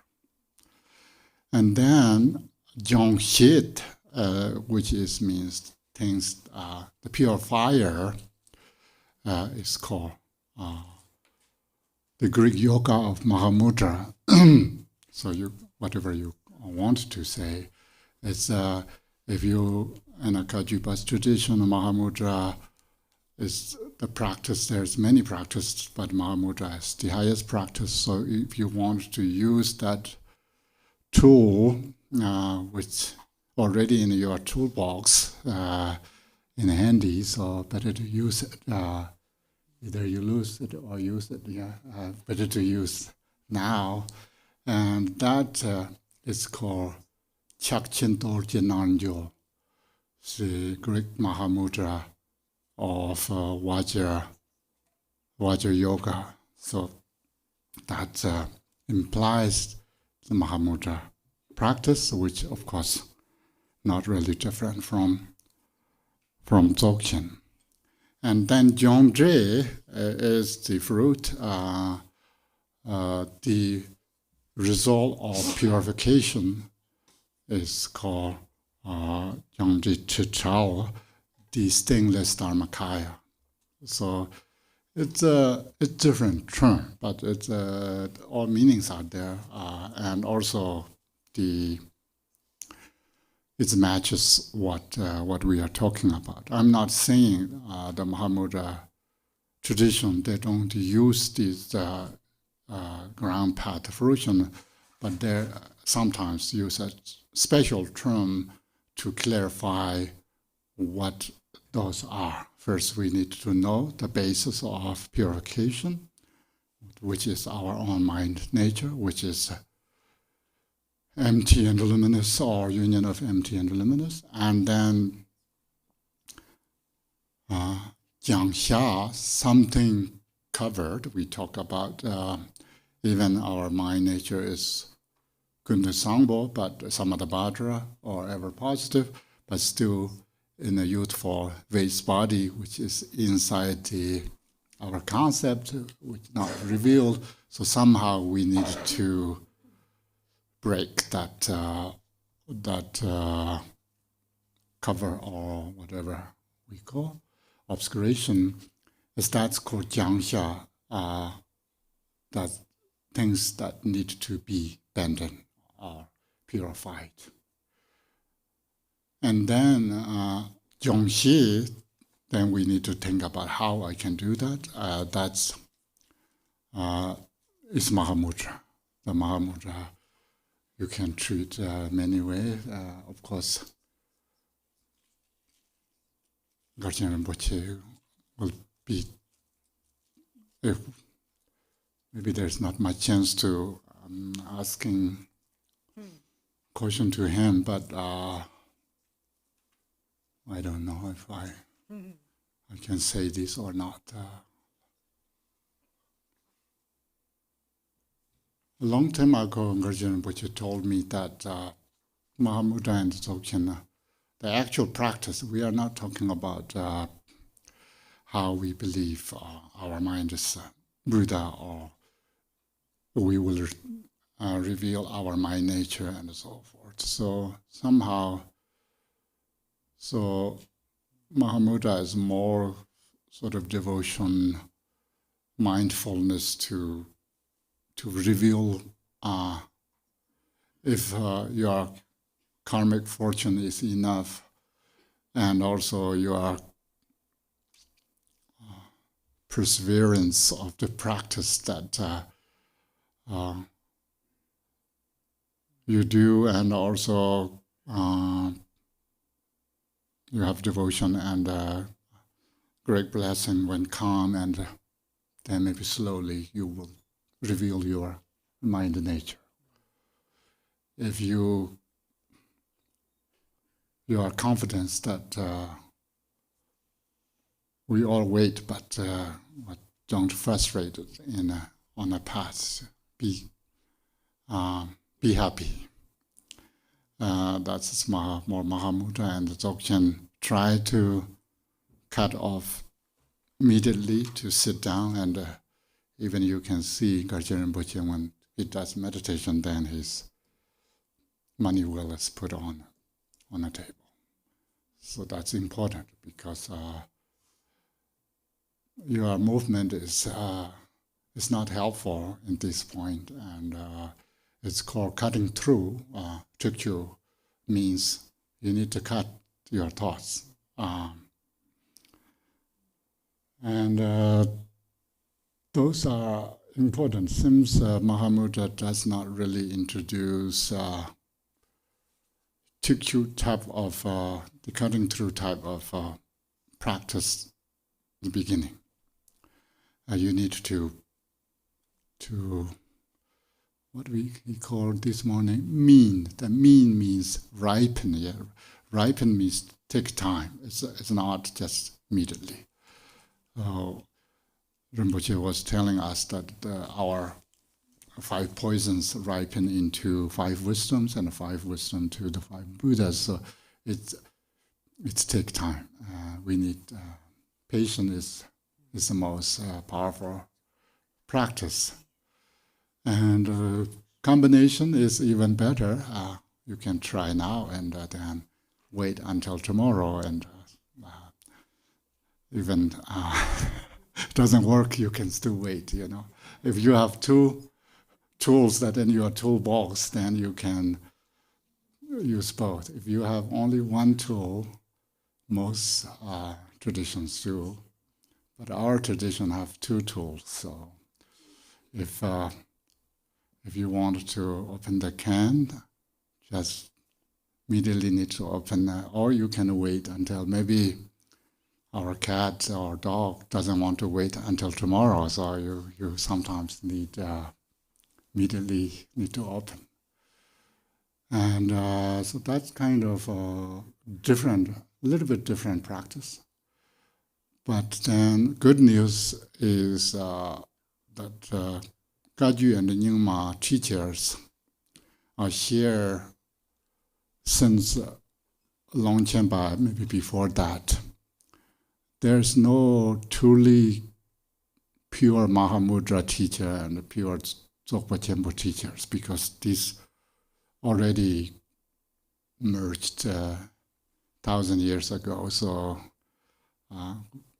that's maybe similarities, and differences are, I told you, that from Garchen Rinpoche sometimes I don't want, maybe I understand correctly in that way, but if not, then we can think about it, and our view is it's also nice to comforting ourselves that we know exactly what does that mean. Yeah.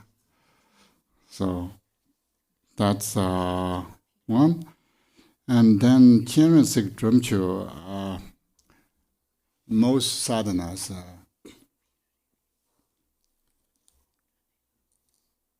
is, of course, I don't want to criticize this, but seems in English has a little bit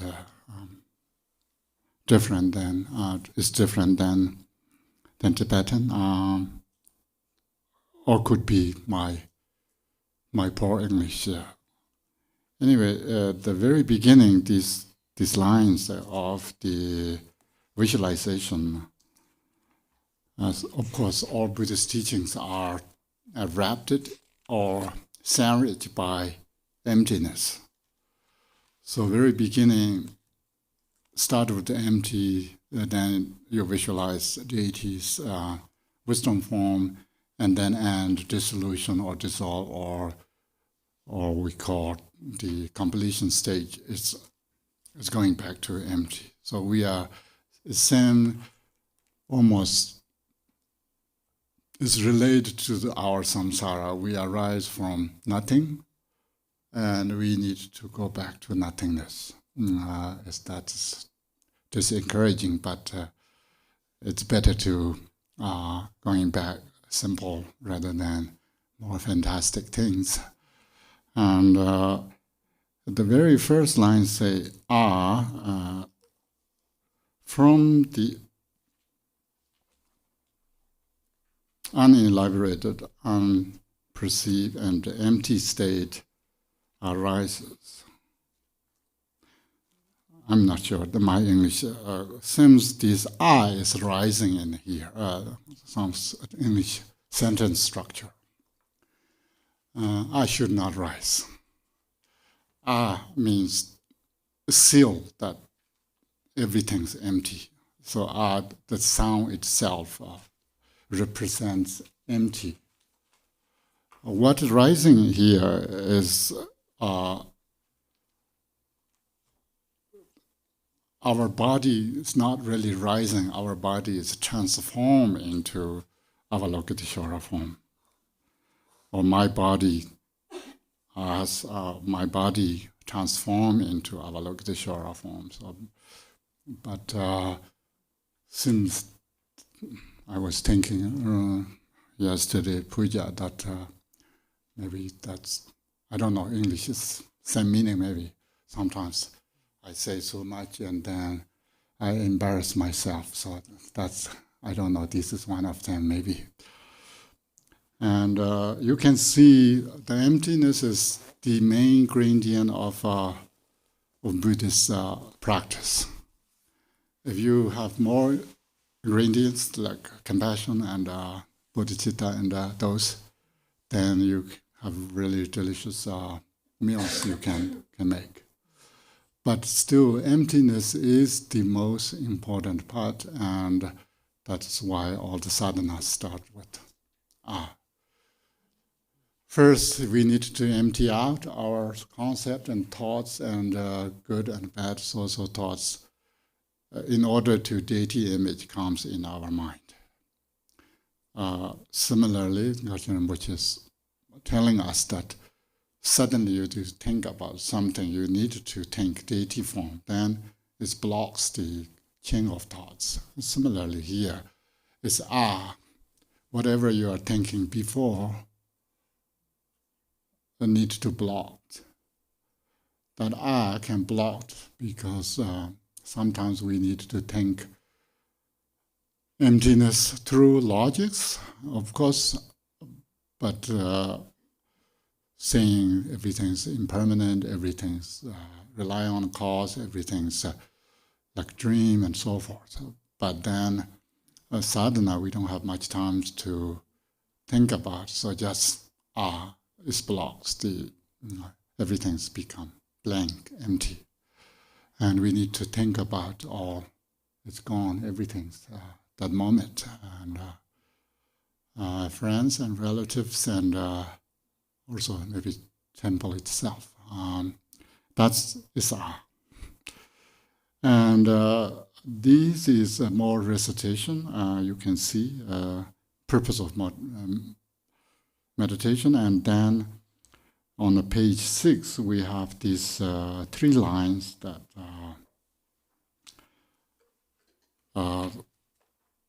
or even more we can think about it after the Jiren Sik.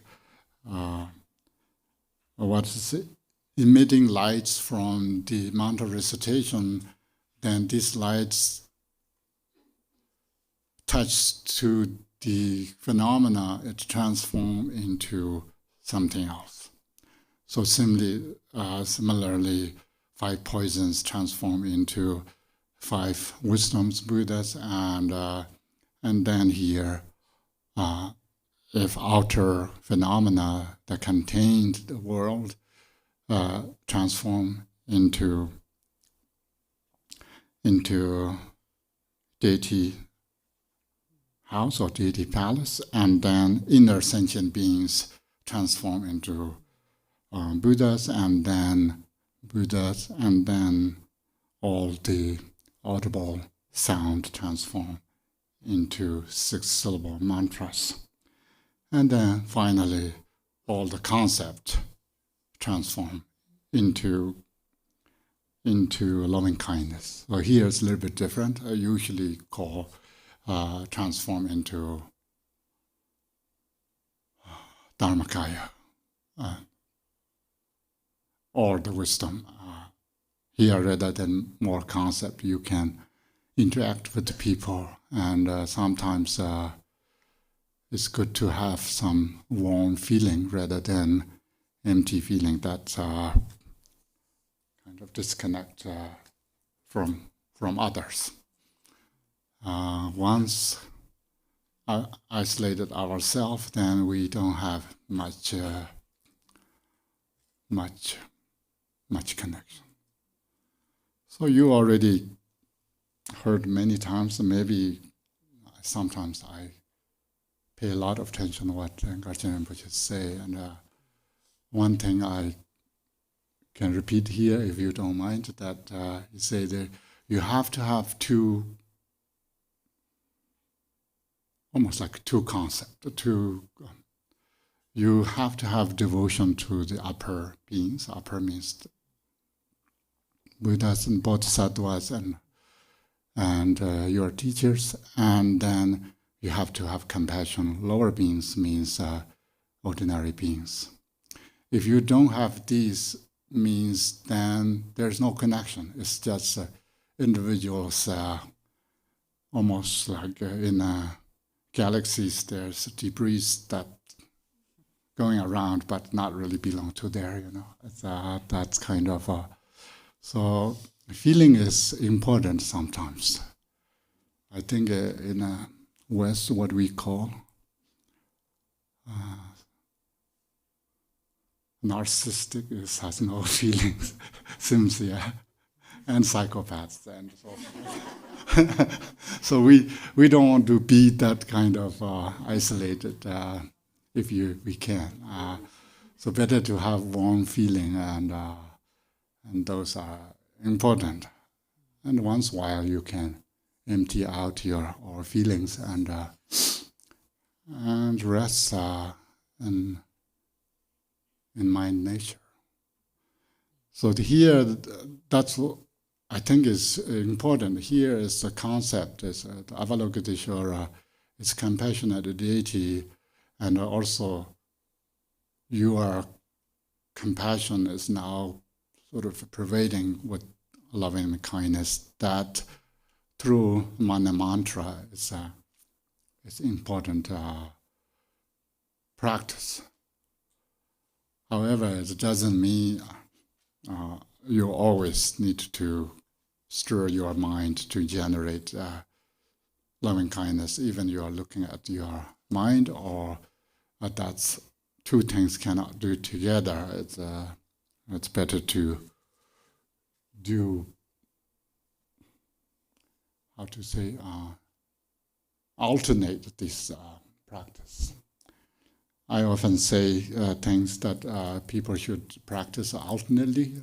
Don't practice only one thing, because human minds get bored very easy, and that's why we have so many practices, and we can do chanting, kora, and or as practice. And there's a Tibetan way of saying is there's 3 wills, and I don't know, 3 will means you keep doing non-stop, and you can do 3 things, and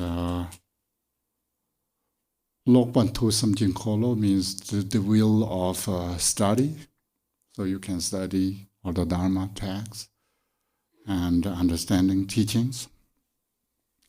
And Poma Sam Tenjin Kolo, so abandonment, no, doesn't work well. The meditation that abandons that negative emotions, so you can meditate, and then you can do Xiawa Lejin Kolo, the will of activity. You can do cleaning temples and cooking in the kitchen and helping people, and anything that's related with help your system. We are not some sort of spirit mind that floating around. We still carry this body, and I even cannot change my English accent or problems, English grammar problems, and so forth. So we can do many things. Don't worry about that. And I think that's just kind of different. The Mahamudra and Dzogchen, when we say Mahamudra and Dzogchen, people automatically think about these highest meditation techniques that bring realization somehow easier than other practice.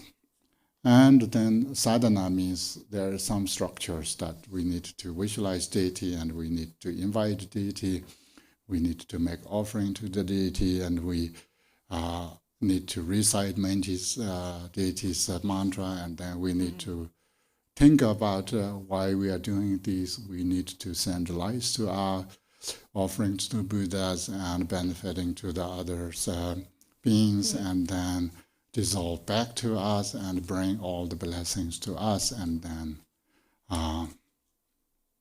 just blink again. And so exercise, mind exercise, we call. That's important for our brain. Maybe if sometimes people care more about brain and brain exercise that. And Mahamudra and Dzogchen, it's not much brain exercise. It's just sitting and not talking, not sneezing, not not moving. That's a small Mahamudra.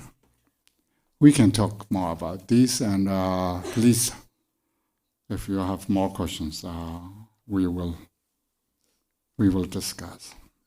And then second, will stay in the Kundu Sangpo prayer have a similar effect as reciting the Vajrasattva mantra in terms of restoring samaya? Saying so, not. I have some problem with my eyeglasses and also English, I think. Will saying the Kundu Sangpo prayer have a similar effect as reciting the Vajrasattva mantra in the terms of restoring samaya? If someone or we all do violates samaya, break. That's very easy. Tantric samaya is very easy to break. And here was sort of Kundu Sangpo prayer has same power as Vajrasattva mantra. And this is truth that I think it has same power, because the 100-syllable mantra each syllable represents a deity. And we have 100 deity, a little bit more, but we can deal with that. More is always better. And we have, how many are there? We have 60 lawful deities, and according to the text, yes. And then how many peaceful deities are there?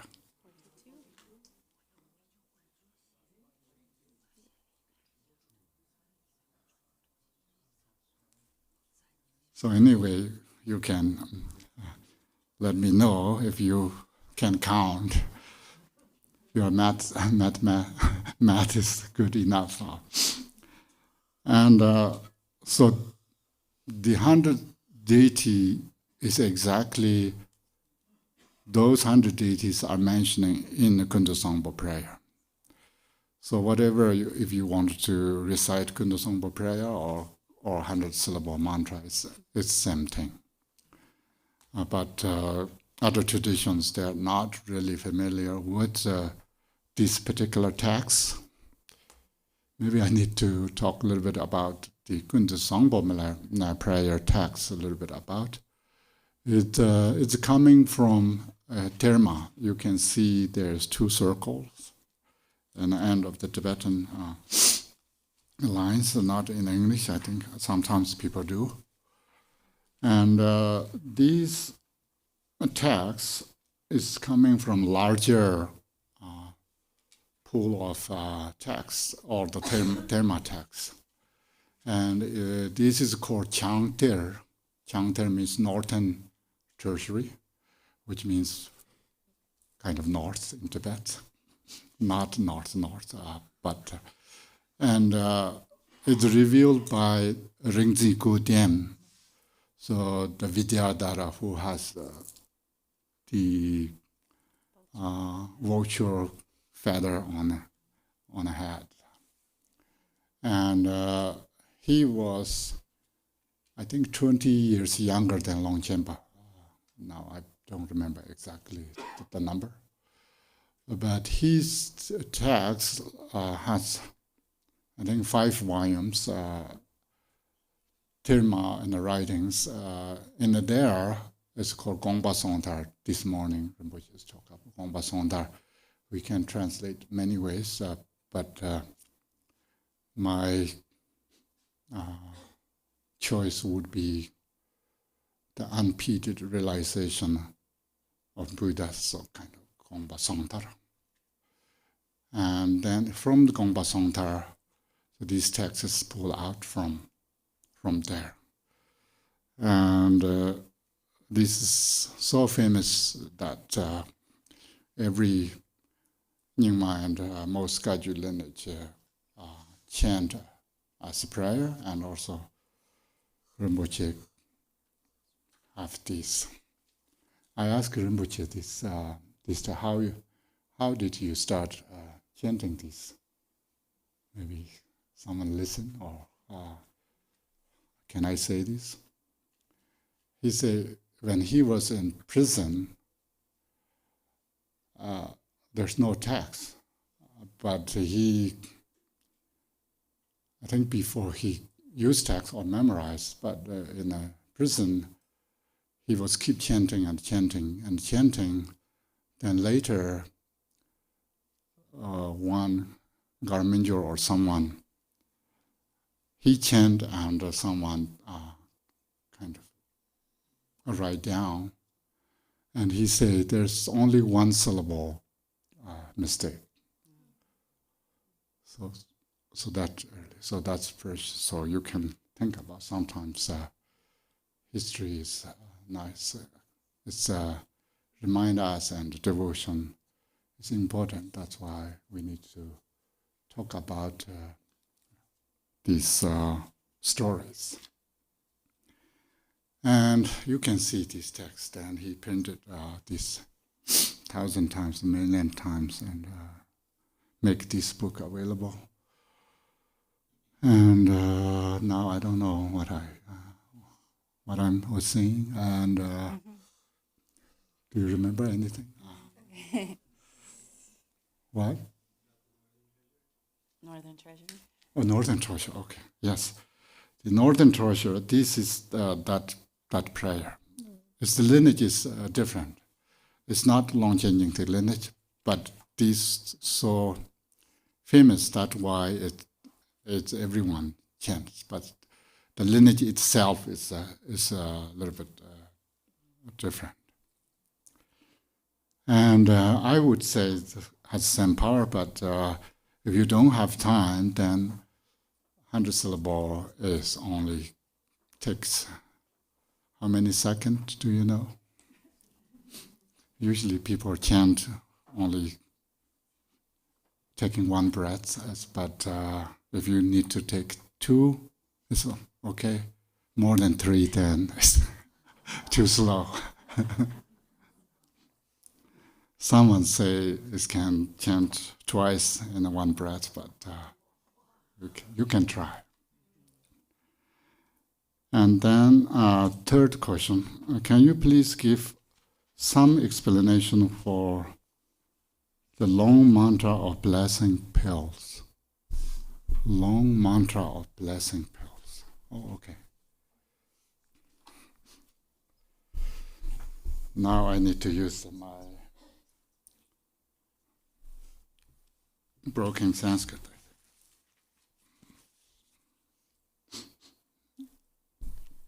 The meaning here is Om Mani Padme Hum.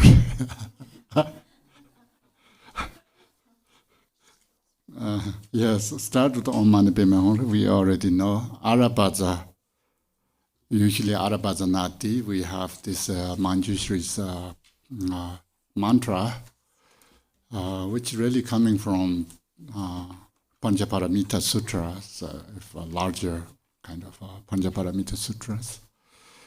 And then Om and Soha, these are always have kind of start with Om, Swaha. And then Om Ahong Soha and Mom Lam Mam Pam Tam, these are 6 syllables of 10 Buddha family, 5 Buddha families. So you can still think about Om as Vairocana and so forth. So you can think about. And Mom Lam Mam Pam Tam as female counterpart syllables. And the Sarva Tathagata Mahapancha Om. So all the Tathagatas, the Buddhas, and Mahapancha. The Mahapanchas are the great 5, means the great Buddha family. That's already mentioned. These 2 set of 5 syllable representing male Buddhas and female Buddhas. Om, Ah, Hong, So, Ha, 5. And Mom, Lam, Mam, Pam, Tam.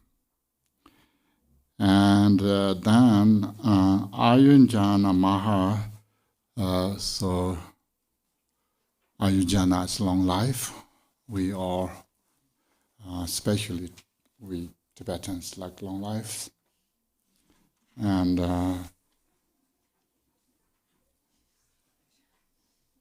Maha Punji, so that is arise from great virtue. Punya. As you don't have virtue, then there's no long life. A long life is helped by virtue that we see Lamas. We offer long life prayers and so forth. That's helped. Titra is mainly sort of blessing or sending down or establish or install those. So all goods are here. Don't need to worry about any other thing. So chanting these is good enough to invoking all the 10 Buddha families, 5 Buddha families, and also long life for ourselves and our Guru, and also we are promised to doing punyas, that, virtue things, or the sunnah merit, merits better.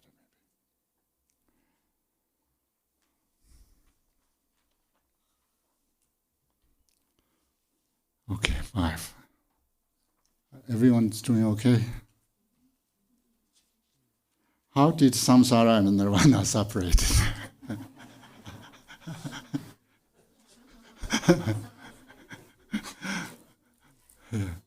Now I need to say, according to Kundu Dzambala, I'm joking, this is the most difficult question because I think once we conceptualize, then everything has become linear. We cannot really think about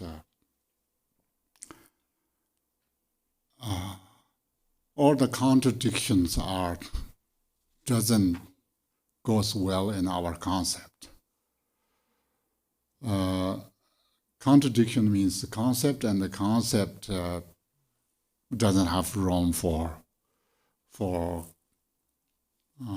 what we call in English as compromising contradiction in a concept. That's why it's a very difficult part. But since we conceptualize already, because single ground, yet two paths. Once we already diverge into these two paths, means we are sentient being. I'm not saying you, but maybe there is some sentient beings that agree with me that we are sentient beings. It's saying that we need a story that origin and somehow what happened and then what we are going to. But that's fits to us, but doesn't explains actuality or the true nature. And that's why it's really difficult, I think. However, we need to put in a concept and in the words to talk about it, because we need to familiarize what, in the best way to introduce, need to say something. And that's why we need to say, yes, samsara is come from ignorance. Nirvana is arise from rikpa. And I'm going to song Bomalam rik tamarik chuntur, that the aware and unaware situation is arise. So often use samsara is caused by ignorance or without recognition, and some nirvana is manifest through a realization. So mainly recognize and unrecognized, that two separate us. And that we can think that that's almost the best thing we can say. If we say more than that, it doesn't fit in our human brain, I think, and also it doesn't give any better. And so now,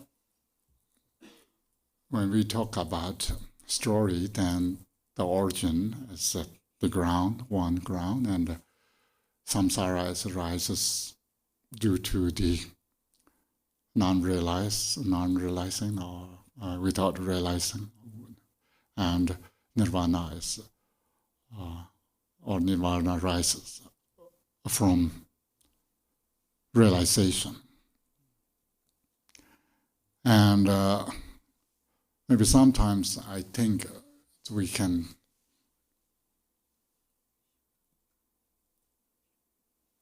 destroy that concept by saying samsara arise from ground and dharma dhatu, but yet never stray from ground. That means we are still in a dharma dhatu, and we have no choice, but we stuck there, and which means we were never here. We haven't been in samsara. Then it triggers our mind, I think, as saying, oh yeah, I was never born. I'm not here. If we can think that, then yes, the origin and all these stories are kind of fabrication to make sense to us. Not necessarily we need to figuring out really where we come from. But until that is, it's no matter what we say is extra concept that we are building, and then it's sometimes difficult. Venerable Rinpoche often say that no matter what we say is the net of the concept. Yeah. So we think we are talking about the reality, but it's still concept. There's a famous Khenpo. He already passed away. I listen his recordings, and I think he's talking about Buddha nature, and he's saying, when we say Buddha nature, individually created many Buddha natures that we think that is the Buddha concept, but we never really reach to the actual Buddha nature. That's why I'm thinking that the actual ground is so profound, it's a little bit difficult. But when we even say free from proliferation and non-concept, but still we are using language and concept to describe, so which means we are some way of fabricating and just what we call imputing on something. It's not really. I often say this very awkwardly when astronomers teach our solar system. They say our human mind cannot visualize the actual size of the solar system, no matter what they do. We need to build some modules to think about comparing relatively these suns. If this size, then our Earth is this size. The actual size is so big, and we cannot have that kind of power to visualize. So think about that. My astronomy understanding. Probably everything's wrong. And then, I don't really have answer that how to separate it. This difficult. 5, in the Kundu Sangpo prayer, it says that there is a sudden fainting away. From that come fear and dualistic concept of self and others, etc. What caused this fainting to occur? In other words, what's the cause of ignorance? If our nature is Kundu Sangpo, why did ignorant or unaware arise? In other words, why do namto, and in Tibetan, namto arises? Why are these cloud and sky, wave and ocean, etc.? Yes, I mean, since these all we are familiar with in the Kundu Sangpo prayer, that going through, because once we start, we want to say, for the ground, the Dharmakaya, the rocks and mountains throw away from Dharmakaya, it doesn't make sense, yeah. We need to say, subtle things come up, then getting sort of grow, and then solidify and concretized. Then it becomes sort of real and tangible and so forth. And I think Kundu Sangpo prayers fully for us, that's why it's making sense. There are story stages you can take. So Dharmakaya, the ground, Kundu Sangpo, which is free from conceptual concept. And realities, there's no action, there's no attributes, there's no any sort of actual cause to rise anything. But in a Dzogchen's own tradition, is talks about if everything is pure and also pristine and peace, but there's potential. It's called dynamic energy in Tibetan. It's Dzal. And you can think about all the good things are there, but sometimes it's imbalance or something could happen. But we cannot really say these two things, Gadak and Lundom in Tibetan. Gadak means primordially pure, and Lundom means spontaneous present. These two is primordially pure, empty, our mind, but still spontaneously present. Spontaneous present means our nature of our mind, luminous. We are talking about other teachings, and Garchen Rinpoche told us that our mind is not just a stone or a brick or something. It has some cognitive aspect that's called spontaneous present. And then now we are telling story. The stories for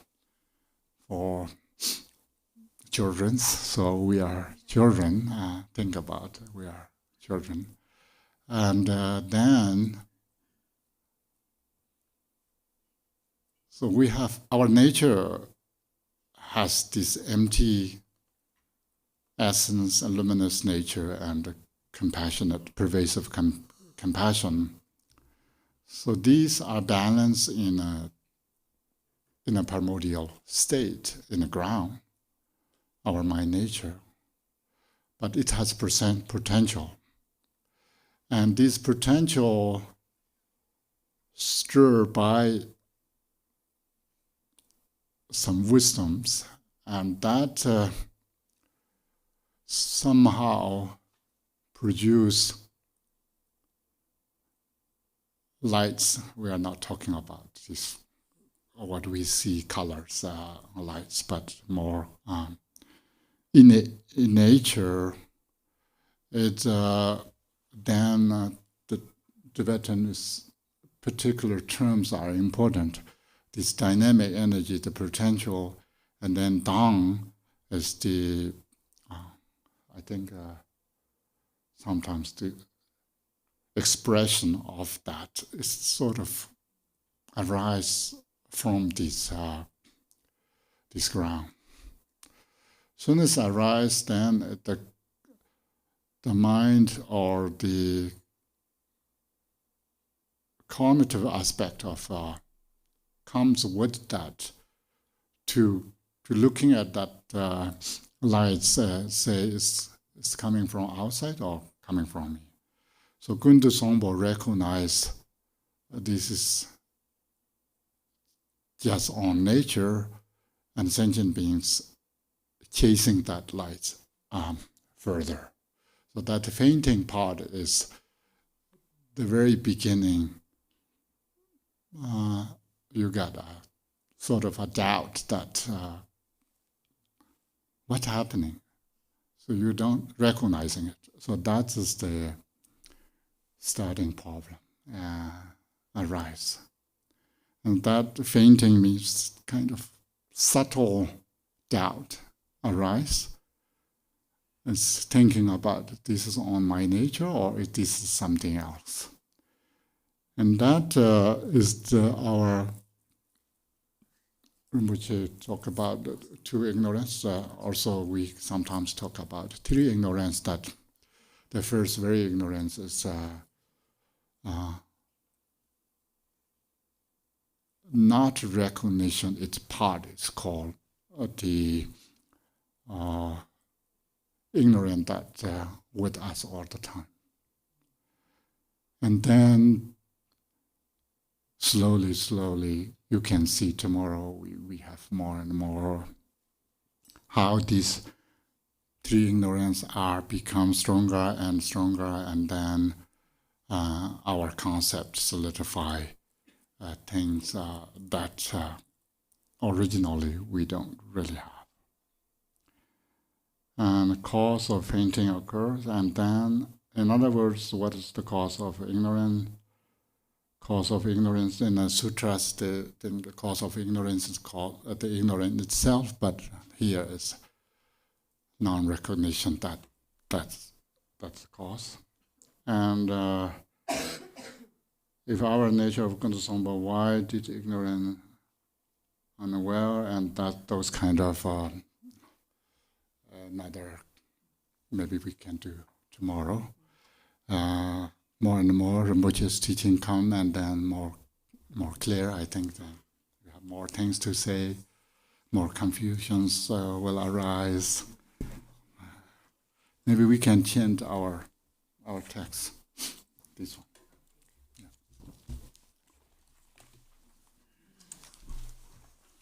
The prayer? Yeah. Yes. Yeah, okay. English is fine. Okay. The prayer of ground, path, and fruition. Homage to glorious Samattabhadra. The true nature of things is naturally free of conceptual projections. It does not exist, since even the victorious ones do not see it. Yet neither is it non-existent, as it is the ground of all samsara and nirvana. There is no contradiction here, for it lies beyond the realm of expression. May all realize this great perfection, the true nature of the ground. In essence, it is empty, hence free of the limitations of permanence. By nature, it is clear, free from the limitations of nihilism. Its capacity unobstructed, its ground of manifold emanations. It is divided into three, yet in truth there is no such differentiations. May all realize this great perfection, the true nature of the ground. Inconceivable and free of all superimpositions, one-sided, fixed on things being either existent or non-existent, completely dissolves. The full import of this turns back even the tongues of the victors. Without beginning, middle, or end, it is the great expanse of deep clarity. May all realize this great perfection, the true nature of the ground. Its essence is pristine, unoriginated, and primordially pure. Whatever manifests is the expression of this unconditioned, spontaneous presence.